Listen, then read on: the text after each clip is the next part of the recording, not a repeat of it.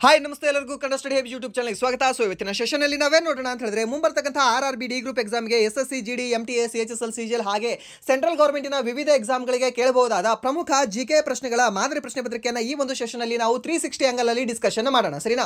So ಈ ಒಂದು ಪ್ರಶ್ನೆ ಪತ್ರಿಕೆಯಲ್ಲಿ ನಾವು ಟೋಟಲಿ 20 ಪ್ರಶ್ನೆಗಳನ್ನು ನೋಡ್ಕೊಳ್ತೀವಿ. 20 ಪ್ರಶ್ನೆಗಳ 360 ಡಿಗ್ರಿ ಆಂಗಲಲ್ಲಿ, ಸರಿನಾ?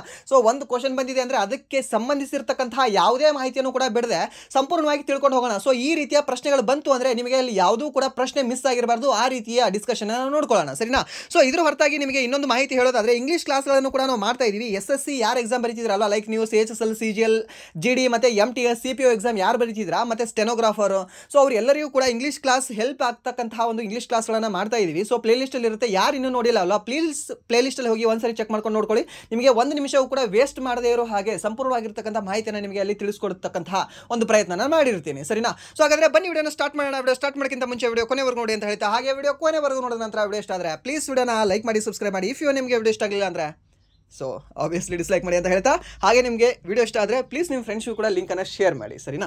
ಸೊ ಮೊದಲ ಪ್ರಶ್ನೆ ಏನಿದೆ, ರಾಜ್ಯಸಭೆಯಲ್ಲಿ ಇರಬಹುದಾದ ಗರಿಷ್ಠ ಸದಸ್ಯರ ಸಂಖ್ಯೆ ಕೆಳಗಿನವುಗಳಲ್ಲಿ ಯಾವುದಾಗಿದೆ ಅಂತ ಕೇಳಿದ್ದಾನೆ. ರಾಜ್ಯಸಭೆ, ವಿಧಾನಸಭೆ, ಲೋಕಸಭೆ ಹಾಗೆ ವಿಧಾನ ಪರಿಷತ್ನಲ್ಲಿ ಹೈಯೆಸ್ಟ್ ಎಷ್ಟು ಜನ ಕಂಡುಬರ್ತಾರೆ, ಲೋವೆಸ್ಟ್ ಎಷ್ಟು ಜನ ಕಂಡುಬರ್ತಾರೆ ಅನ್ನೋ ನಂಬರ್ ನಮಗೆ ಗೊತ್ತಿದ್ರೆ ಸಾಕು, ಒಂದು ಪ್ರಶ್ನೆ ಇಲ್ಲಿ ಬಂದೇ ಬರುತ್ತೆ. ಸೊ ಈ ರೀತಿಯ ಪ್ರಶ್ನೆ ಕೇಳಿದ್ರೆ ಅಲ್ಲಿ ನಮಗೆ ಯಾವುದು ಕೂಡ ಮಿಸ್ ಆಗೋ ಚಾನ್ಸ್ ಇರೋದಿಲ್ಲ. ಸೊ ಈ ಒಂದು ರಾಜ್ಯಸಭೆ ಮತ್ತು ಲೋಕಸಭೆ ಅಂತ ಬರ್ಕೊಂಡ್ಬಿಡಿ. ಇಲ್ಲಿ ರಾಜ್ಯಸಭೆ, ಲೋಕಸಭೆ, ವಿಧಾನಸಭೆ, ವಿಧಾನ ಪರಿಷತ್ನಲ್ಲಿ, ಸರಿನಾ? ಇಲ್ಲಿ ಹೈಯೆಸ್ಟ್, ಇಲ್ಲಿ ಲೋವೆಸ್ಟ್, ಇದೊಂದು ಕಾಲಮ್ ಮಾಡ್ಕೊಂಬಿಡಿ, ಸರಿನಾ? ಈ ರಾಜ್ಯಸಭೆಯಲ್ಲಿ ಗರಿಷ್ಠ ಇರಬಹುದಾದ ಸದಸ್ಯರ ಸಂಖ್ಯೆ ಎಷ್ಟು ಅಂದರೆ 250. ಈ ಲೋಕಸಭೆಯಲ್ಲಿ ಇರಬಹುದಾದ ಗರಿಷ್ಠ ಸದಸ್ಯರ ಸಂಖ್ಯೆ ಎಷ್ಟು ಅಂತಂದರೆ 250 ಇಂಟು 2 ಎಷ್ಟಾಗುತ್ತೆ? 500 ಆಗುತ್ತೆ. 500ಕ್ಕೆ ಮತ್ತೊಂದು 50 ಕೂಡಿಸಿ ಎಷ್ಟಾಗುತ್ತೆ? 550 ಆಗುತ್ತೆ. ಸೊ 550 ಲೋಕಸಭೆಯಲ್ಲಿ ಇರಬಹುದಾದ ಗರಿಷ್ಠ ಸಂಖ್ಯೆ. ಆ್ಯಂಡ್ ದೆನ್ ವಿಧಾನಸಭೆಯಲ್ಲಿ ಇರಬಹುದಾದ ಗರಿಷ್ಠ ಸಂಖ್ಯೆ ಎಷ್ಟು ಅಂತ ಕೇಳ್ತಾನೆ. 500 ಜನ ಗರಿಷ್ಠವಾಗಿ ಇರಬಹುದು. ಆ್ಯಂಡ್ ದೆನ್ ವಿಧಾನ ಪರಿಷತ್ನಲ್ಲಿ ಇರಬಹುದಾದ ಗರಿಷ್ಠ ಸಂಖ್ಯೆ ಎಷ್ಟು ಅಂತ ಕೇಳ್ತಾನೆ. 1/3 ಆಫ್ ವಿಧಾನಸಭೆಯಲ್ಲಿ ಏನಾದರೂ 100 ಜನ ಇದ್ದರೆ ಇಲ್ಲಿ ಎಷ್ಟು ಇರಬೇಕು ಅಂದರೆ 30 ಜನ ಇರಬೇಕು. 1/3 ಆಫ್ ಈ ವಿಧಾನಸಭೆ ಅಂತ ನಾವು ಹೇಳಬೇಕಾಗುತ್ತೆ, ಸರಿನಾ? ಯಾವುದು ವಿಧಾನ ಪರಿಷತ್ನ ಗರಿಷ್ಠ ಸಂಖ್ಯೆ. ಆ್ಯಂಡ್ ದೆನ್ ಈ ಒಂದು ರಾಜ್ಯಸಭೆಯ ಕನಿಷ್ಠ ಸಂಖ್ಯೆ ಅಂತ ಇಲ್ಲಿ ಏನಿಲ್ಲ, ಸರಿನಾ? ಆ್ಯಂಡ್ ದೆನ್ ಲೋಕಸಭೆಯಲ್ಲೂ ಕೂಡ ಕನಿಷ್ಠ ಸಂಖ್ಯೆ ಅಂತ ಏನಿಲ್ಲ. ಬಟ್ ವಿಧಾನಸಭೆಯಲ್ಲಿ ಏನಿದೆ ಅಲ್ವಾ, ಕನಿಷ್ಠ ಸಂಖ್ಯೆ ಎಷ್ಟು ಅಂತ ಕೇಳ್ತಾನೆ. ಸೊ ಅವಾಗ ನೀವು ಹೇಳಬೇಕಾಗಿರೋದು 60 ನಂಬರ್ ಇರಬೇಕು ಅಂತ. ಯಾವುದು ವಿಧಾನಸಭೆಯಲ್ಲಿ ಕನಿಷ್ಠ ಎಷ್ಟು ಜನ ಇರಬೇಕು, ಎಷ್ಟು ಜನ MLAಗಳು ಇರಲೇಬೇಕು ಅಂತ ನೋಡಿದ್ರೆ 60 ಜನ ಕಂಡು ಬರಲೇಬೇಕು. ಆ್ಯಂಡ್ ದೆನ್ ಈ ಒಂದು ವಿಧಾನ ಪರಿಷತ್ನಲ್ಲಿ ಎಷ್ಟು ಜನ ಇರಬೇಕು?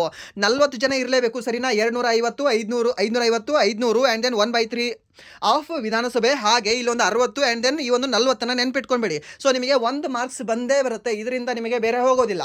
ಸೊ ಸರ್ ನೀವು ತಪ್ಪು ಹೇಳ್ತಿದ್ರೆ 550 ಅಲ್ಲ ಅಂತ ಕೆಲವರು ಹೇಳ್ಬೋದು, ಸರಿನಾ? ನೀವು ಹೇಳ್ತಾ ಇಲ್ಲ, ಬಟ್ ನಾನು ಅದನ್ನು ಊಹಿಸ್ಕೊಂಡು ಹೇಳ್ತೀನಿ. ಯಾಕೆಂದರೆ 552 ಇದೆ ಅಂತ ಕೆಲವರು ಓದಿರ್ತೀರಾ.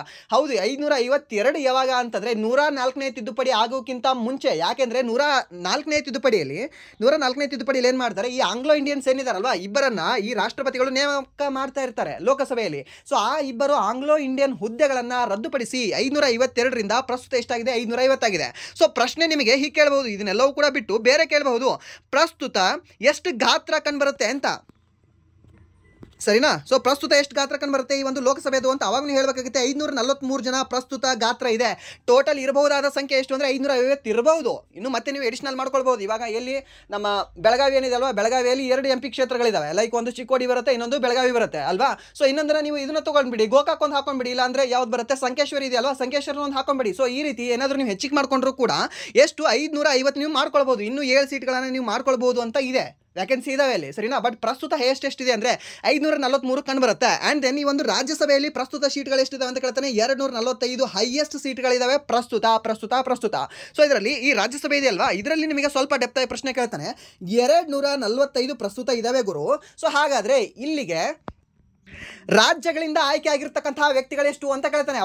ಅವಾಗೇನಂತ ಹೇಳ್ತೀರಾ ನೀವು? ಅವಾಗ ಏನಂತ ಹೇಳಬೇಕು ಅಂದರೆ 233 ಜನ. ಏನು ಸರ್ 233 ಜನ? ಇದನ್ನು ಓದಿಲ್ಲಲ್ಲ ನಾವು. ಏನಿಲ್ಲ, ಈ ರಾಜ್ಯಗಳು ಮತ್ತು ಕೇಂದ್ರಾಡಳಿತ ಪ್ರದೇಶಗಳು ಅಂತ ಬರುತ್ತಲ್ವ, ರಾಜ್ಯದಲ್ಲೂ ಕೂಡ ನಿಮಗೆ ಈ ಒಂದು ರಾಜ್ಯಸಭೆಯ ಸೀಟ್ಗಳು ಕಂಡು ಬರ್ತವೆ. ನಮ್ಮ ಕರ್ನಾಟಕದಲ್ಲಿ ಎಷ್ಟು ರಾಜ್ಯಸಭೆಯ ಸೀಟ್ಗಳಿದಾವೆ ಹೇಳ್ಬೋದಾ? 12 ಸೀಟ್ಗಳಿದಾವೆ, ಸರಿನಾ? ಸೊ ಈ ರಾಜ್ಯಸಭೆಯಲ್ಲಿ ರಾಷ್ಟ್ರಪತಿಗಳ ನೇಮಕ ಎಷ್ಟು ಜನಕ್ಕೆ ಮಾಡ್ತಾರೆ ಗೊತ್ತಾ? ಮೀನ್ಸ್ ನಾಮನಿರ್ದೇಶನ ಮಾಡ್ತಾರಲ್ಲ, ಅದು ಎಷ್ಟು ಜನಕ್ಕೆ ಮಾಡ್ತಾರೆ? ಅದು ಕೂಡ 12. ನಮ್ಮ ಕರ್ನಾಟಕದ 12, ಅದು ಕೂಡ 12. ಎರಡು ಕೂಡ ನಿಮ್ಗೆ ಸಿಮಿಲರ್ ನಂಬರ್ ಇದೆ, ನೆನ್ಪಿಟ್ಕೊಳ್ಳಿ. ಹಾಗೆ ಈ ಒಂದು ಕೇಂದ್ರಾಡಳಿತ ಪ್ರದೇಶಗಳಿಂದ ಎಷ್ಟು ಜನ ಆಯ್ಕೆ ಆಗ್ತಾರೆ ಈ ಒಂದು ರಾಜ್ಯಸಭೆಗೆ ಅಂದರೆ 12 ಜನ.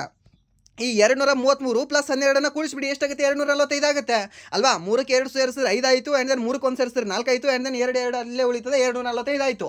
ಸೊ ಇದೇನಾದರೂ ಡೆಪ್ತ್ ಆಗಿ ನಿಮಗೆ ಕೇಳಿದ್ರೆ ಈ ರೀತಿ ಪ್ರಶ್ನೆನ ಕೇಳ್ತಾನೆ, ಮೀನ್ಸ್ ಕೇಂದ್ರಾಡಳಿತ ಪ್ರದೇಶಗಳಿಂದ ಎಷ್ಟು ಜನ ಪ್ರಸ್ತುತ ಆಯ್ಕೆಯಾಗಿ ಬರುತ್ತಾ ಇದ್ದಾರೆ ಈ ಒಂದು ರಾಜ್ಯಸಭೆಗೆ ಅಂತ. ಸರಿನಾ? ರಾಜ್ಯಸಭೆಯನ್ನು ನಾವು ಮೇಲ್ಮನೆ ಅಂತ ಕರಿತೀವಿ, ಎಲ್ಲಿ? ಕೇಂದ್ರದಲ್ಲಿ. ಹಾಗೆ ರಾಜ್ಯದಲ್ಲಿ ಹೇಳೋದಾದ್ರೆ ಈ ವಿಧಾನ ಪರಿಷತ್ತನ್ನು ನಾವು ಮೇಲ್ಮನೆ ಅಂತ ಕರಿತೀವಿ. ಈ ವಿಧಾನ ಪರಿಷತ್ತಿನ ರಚನೆ ಹಾಗೂ ರದ್ದತಿಯ ಬಗ್ಗೆ ಹೇಳ್ತಕ್ಕಂತಹ ಒಂದು ವಿಧಿ ಯಾವುದು ಅಂದರೆ 169ನೇ ವಿಧಿ ಅಂತ ಹೇಳ್ತೀವಿ. ಸರಿನಾ? ಈ ಕ್ವಶನ್ BMTC ಎಕ್ಸಾಮ್ 2024 ಅಲ್ಲಿ ನಮ್ಮ ಕರ್ನಾಟಕದಲ್ಲಿ ಕೇಳಿರ್ತಕ್ಕಂಥ ಪ್ರಶ್ನೆ ಇದು.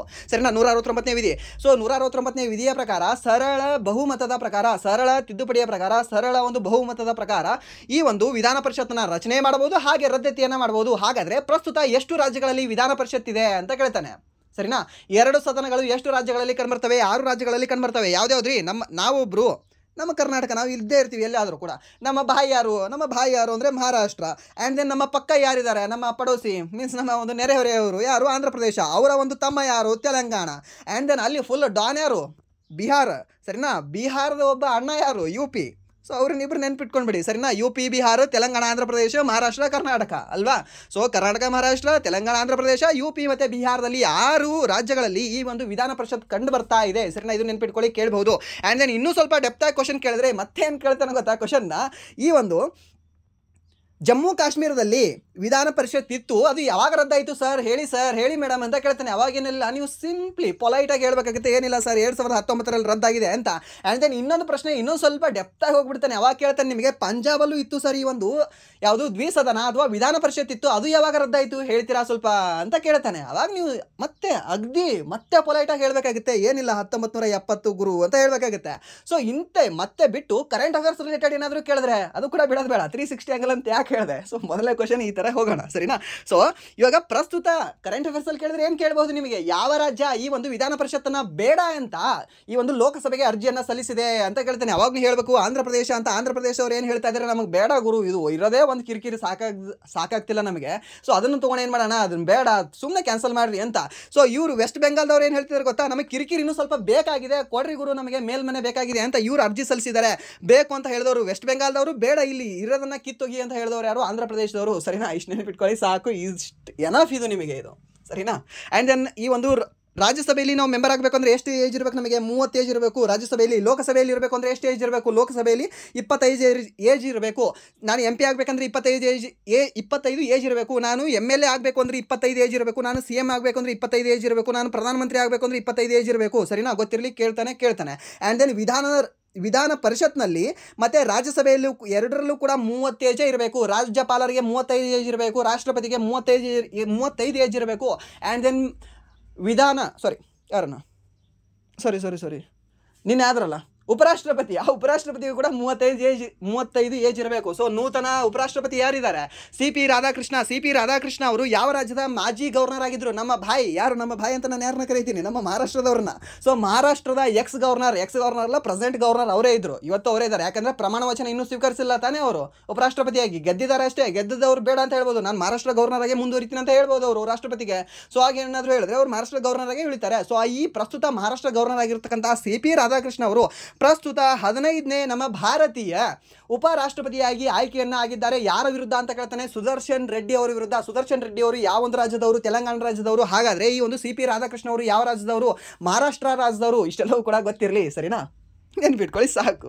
ಆ್ಯಂಡ್ ನೆಕ್ಸ್ಟ್ ಪ್ರಶ್ನೆ ಏನಿದೆ ಅಂತ ನೋಡೋದಾದ್ರೆ, ಈ ಕೆಳಗಿನವುಗಳಲ್ಲಿ ಯಾವ ಯುದ್ಧ ಅಥವಾ ಕದನವು ಮಂಗಲ್ ಪಾಂಡೆಯ ಗಲ್ಲಿಗೇರಿಸುವಿಕೆಗೆ ಸಂಬಂಧಿಸಿದೆ ಅಂತ ಕೇಳಿದಾನೆ. ಮಂಗಲ್ ಪಾಂಡೆ ಅಂತಂದರೆ 1857ರ ಭಾರತೀಯ ಸ್ವತಂತ್ರ ಸಂಗ್ರಾಮ ಅಂತ ಹೇಳ್ತೀವಿ. ಸೊ ಸಿಂಪಲ್ ಆಗಿರ್ತಕ್ಕಂಥ ಪ್ರಶ್ನೆ ಇದು. ಪ್ಲಾಸಿ ಕದನ ಯಾವಾಗ ನಡೆದಿದೆ ಹೇಳ್ಬೋದಾ? 1757ರಲ್ಲಿ ಪ್ಲಾಸಿ ಕದನ ನಡೆದಿದೆ.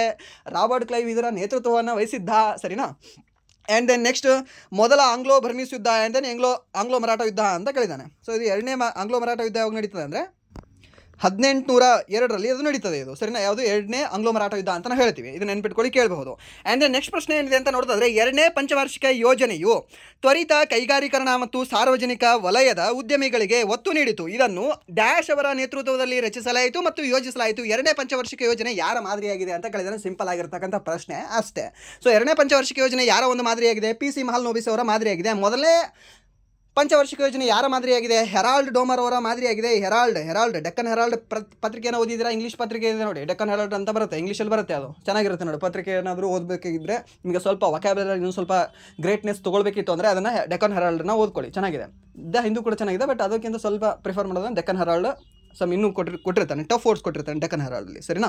ಸೊ ಇಲ್ಲಿ ಏನು ಅಂತಂದರೆ ಮೊದಲನೇ ಪಂಚವಾರ್ಷಿಕ ಯೋಜನೆ ಹೆರಾಲ್ಡ್ ಡೋಮರ್ ಮಾದರಿಯಲ್ಲಿ ಕಂಡುಬರುತ್ತೆ. ಎರಡನೇ ಪಂಚವಾರ್ಷಿಕ ಯೋಜನೆ PC ಮಹಲ್ನೋಬಿಸ್ ಅವರ ಮಾದರಿಯಲ್ಲಿ ಕಂಡುಬರುತ್ತೆ. ಆ್ಯಂಡ್ ದೆನ್ ಮೂರನೇದು 4ನೇ ಪಂಚವಾರ್ಷಿಕ ಯೋಜನೆ ಇದೆ ಅಲ್ವಾ, ಗಾಡ್ಗಿಲ್ ಮಾದರಿಯಲ್ಲಿ ಕಂಡುಬರುತ್ತೆ. ಆ್ಯಂಡ್ ದೆನ್ 8ನೇ ಪಂಚವಾರ್ಷಿಕ ಯೋಜನೆಯನ್ನು ನೀವು ಕೇಳೂ ಇರೋದಿಲ್ಲ, ನಿಮ್ಮ ಬುಕ್ಕಲ್ಲೂ ಕೂಡ ಕೊಟ್ಟಿರಲ್ಲ. ಯಾವುದು ಅಂದರೆ ಜಾನ್ W ಮಿಲ್ಲರ್ ಅಂತ. ಆ ಜಾನ್ W ಮಿಲ್ಲರ್ ಅವರ ಮಾದರಿ ಯಾವುದಾಗಿತ್ತು ಅಂತ ಕೇಳ್ತಾನೆ, 8ನೇ ಪಂಚವಾರ್ಷಿಕ ಯೋಜನೆ, ಸರಿನಾ? ನೆನ್ಪಿಟ್ಕೊಡ್ರಿ ಇದನ್ನು, ಯಾಕಂದರೆ ಈ ಕ್ವಶನ್ ಏನಿದೆ ಅಲ್ವಾ, ಇದನ್ನು ಯಾವುದು JEE ಎಕ್ಸಾಮಲ್ಲಿ ಕೇಳಿರ್ತಕ್ಕಂಥ ಪ್ರಶ್ನೆ ಆಗಿದೆ ಇದು, ಸರಿನಾ? ಸೊ ಇದು ಇಂಪಾರ್ಟೆಂಟ್ ಆಗಿರ್ತಕ್ಕಂಥ ಪ್ರಶ್ನೆ ಆಗಿದೆ, ನೆನ್ಪಿಟ್ಕೊಳ್ಳಿ.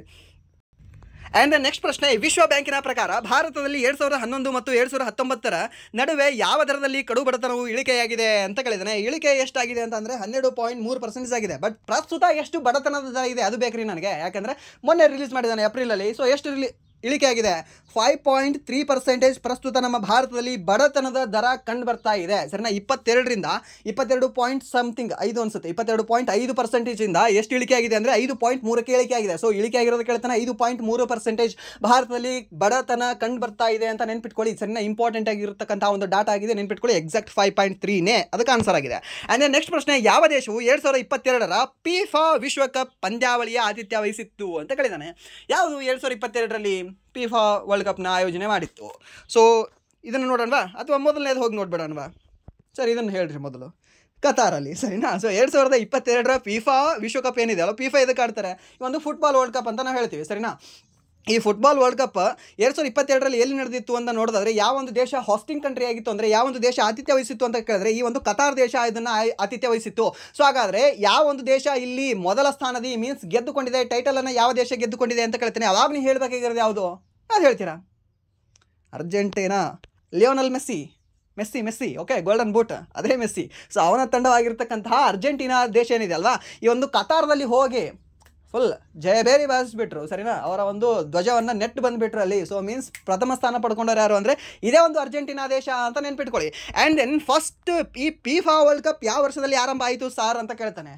RRBD ಗ್ರೂಪ್ 2018ನಲ್ಲಿ ಕೇಳಿರ್ತಕ್ಕಂಥ ಪ್ರಶ್ನೆ, ಮೊದಲ FIFA ವರ್ಲ್ಡ್ ಕಪ್ ಯಾವಾಗ ಆರಂಭವಾಯಿತು, ಅದನ್ನು ಗೆದ್ದಿರ್ತಕ್ಕಂಥ ದೇಶ ಯಾವುದು, ಹಾಗೆ ಅದು ಎಲ್ಲಿ ನಡೆದಿತ್ತು, ಎಷ್ಟನೇ ಆವೃತ್ತಿ ಆಗಿತ್ತು, ಅದರಲ್ಲಿ ರನ್ನರ್ ಅಪ್ ಯಾರಾಗಿದ್ರು, ಎಲ್ಲವೂ ಕೂಡ ಹೇಳ್ಗುರು ಅಂತ ಕೇಳ್ತಾನೆ. ಸೊ ಅವಾಗ ಏನಿಲ್ಲ, ಸಿಂಪಲ್ ಆಗಿ ನೆನ್ಪಿಟ್ಕೊಳ್ಳಿ. ಯಾವ ದೇಶದಲ್ಲಿ ನಡೆದಿತ್ತು ಅಂತಂದರೆ ಈ ಒಂದು ಉರುಗ್ವೆ ದೇಶದಲ್ಲಿ ನಡೀತದೆ. ಉರುಗ್ವೆ ದೇಶದ ಸಿಟಿ ಹೇಳು ಅಂತ ಕೇಳ್ತಾನೆ. ಅವಾಗೂ ಏನಿಲ್ಲ, ಮೌಂಟ್ ವಿಡಿಯೋ ಅಂತ ಬರುತ್ತೆ, ಸರಿನಾ? ಮೌಂಟ್ ವಿಡಿಯೋ ಏನು ಸರ್, ವಿಡಿಯೋ ಆಡಿಯೋ, ಹೌದು ಹೆಸರೇ ಹಾಗೆ ಇದೆ, ಮೌಂಟ್ ವಿಡಿಯೋ ಅಂತ, ಸರಿನಾ? ಮಾಂಟ್ ಅಂತ ಬರುತ್ತೆ, ಅದು ಮಾಂಟ್ ವಿಡಿಯೋ ಅಂತ. ಸೊ ಅದು ಯಾವುದರ ರಾಜಧಾನಿ ಅಂದರೆ ಉರುಗ್ವೆ ದೇಶದ ರಾಜಧಾನಿ ಆಗಿತ್ತು. ಸೊ ಆ ಒಂದು ಉರುಗ್ವೆ ದೇಶದ ರಾಜಧಾನಿಯಲ್ಲಿ ಈ ಒಂದು ಮೊದಲ FIFA ವರ್ಲ್ಡ್ ಕಪ್ 1930ರಲ್ಲಿ ನಡೀತದೆ. ಸೊ ಇದನ್ನು ಗೆದ್ದಿರ್ತಕ್ಕಂಥ ದೇಶ ಯಾವುದು ಸರ್? ಉರುಗ್ವೆನೇ ಗೆದ್ದಿದೆ ಸರ್. ಮತ್ತು ಅವರಲ್ಲಿ ನಡೆಸಿ ಅವರೇ ಗೆದ್ದಿದ್ದಾರಾ? ಹೌದು, ಅವರೇ ನಡೆಸಿದ್ದಾರೆ, ಅವರೇ ಆತಿಥ್ಯವನ್ನು ವಹಿಸಿದ್ರು, ಅವರೇ ಗೆದ್ದಿದ್ದಾರೆ. ಯಾರು? ಉರುಗ್ವೆ ದೇಶದವರು. ಸರ್ ಹಾಗಾದರೆ ರನ್ನರ್ ಅಪ್ ಯಾರಾಗಿದ್ರು ಅಂತ ಹೇಳಿದ್ರಿ, ಅದು ಕ್ವಶನ್ ಕೇಳಿದಾನಂತ ಹೇಳಿದ್ರಿ. ಸೊ ಹಾಗಾದರೆ ಅದನ್ನೊಂದು ಹೇಳಿಬಿಡಿ ಅಲ್ಲ. ಸೊ ಈ ವಿನ್ನರ್ ಯಾರು ಅಂತ ನೋಡಿದ್ರೆ ಉರುಗ್ವೆ ದೇಶ. ಸೊ ರನ್ನರ್ ಅಪ್ ಯಾರು ಅಂತಂದರೆ ಅರ್ಜೆಂಟೀನಾ ದೇಶ. ಸರ್ ಏನು ಸರ್, 2022ರಲ್ಲಿ FIFA ವರ್ಲ್ಡ್ ಕಪ್ನ ಗೆದ್ದವರು ಅರ್ಜೆಂಟೀನಾ ಅಲ್ವಾ? ಹೌದು, ಇಲ್ಲಿ ಗೆದ್ದಿದ್ದಾರೆ, ಅಲ್ಲಿ ರನ್ನರ್ ಅಪ್ ಆಗಿದ್ರು. ರನ್ನರ್ ಅಪ್ ಮೀನ್ಸ್ ಫೈನಲಲ್ಲಿ ಇವರಿಬ್ಬರು ನಡುವೆ ಬಿದ್ದಾಗ ಉರುಗ್ವೆ ವರ್ಸಸ್ ಅರ್ಜೆಂಟೀನಾ ಇದ್ದಾಗ ಉರುಗ್ವೆ ಮೇಲೆ ಕೈ ಎತ್ತಿ ವಿನ್ ಆದರೆ ಈ ಒಂದು ಅರ್ಜೆಂಟೀನಾ ದೇಶ ಏನಿದೆ ಅಂದರೆ ಅಲ್ಲಿ ಸ್ವಲ್ಪ ಎಡವಿ ಬಿದ್ದಿತ್ತು, ಸರಿನಾ? ಇಷ್ಟು ನೆನಪಿಟ್ಕೊಳ್ಳಿ ಸಾಕು ಇದಕ್ಕೆ ಕ್ವಶನ್ಗೆ. ಆ್ಯಂಡ್ ದೆನ್ ನೆಕ್ಸ್ಟ್ 2026ರಲ್ಲಿ ಈ ಒಂದು FIFA ವರ್ಲ್ಡ್ ಕಪ್ ಎಲ್ಲಿ ನಡೀತದೆ ಅಂತ ಕೇಳ್ಬೋದಲ್ಲ. ಸೊ ಅವಾಗ ನೀವು ಏನಂತ ಹೇಳಬೇಕಾಗುತ್ತೆ? US, ಕೆನಡಾ, ಮೆಕ್ಸಿಕೋದಲ್ಲಿ. ಸರ್ ಏನು ಸರ್, ಮೂರು ದೇಶದಲ್ಲಿ ನಡೀತದೆ? ಹೌದು ಸರ್ ನಡೀತದೆ.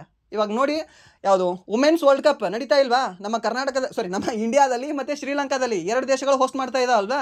ಸೊ ಆ ರೀತಿ ಈ ಒಂದು FIFA ವರ್ಲ್ಡ್ ಕಪ್ಪನ್ನು ಕೂಡ ಈ ಒಂದು 2026ರಲ್ಲಿ US, United States of America ಸಂಯುಕ್ತ ಸಂಸ್ಥಾನ ಮತ್ತು ಕೆನಡಾ ದೇಶ ಹಾಗೆ ಮೆಕ್ಸಿಕೋ ದೇಶ ಆಯೋಜನೆ ಮಾಡ್ತಾ ಇದ್ದಾವೆ. ಈ ಮೆಕ್ಸಿಕೋ ದೇಶದ ಪ್ರಸ್ತುತ ಪ್ರಧಾನಮಂತ್ರಿ ಯಾರಿದ್ದಾರೆ ಹೇಳ್ಬೋದಾ?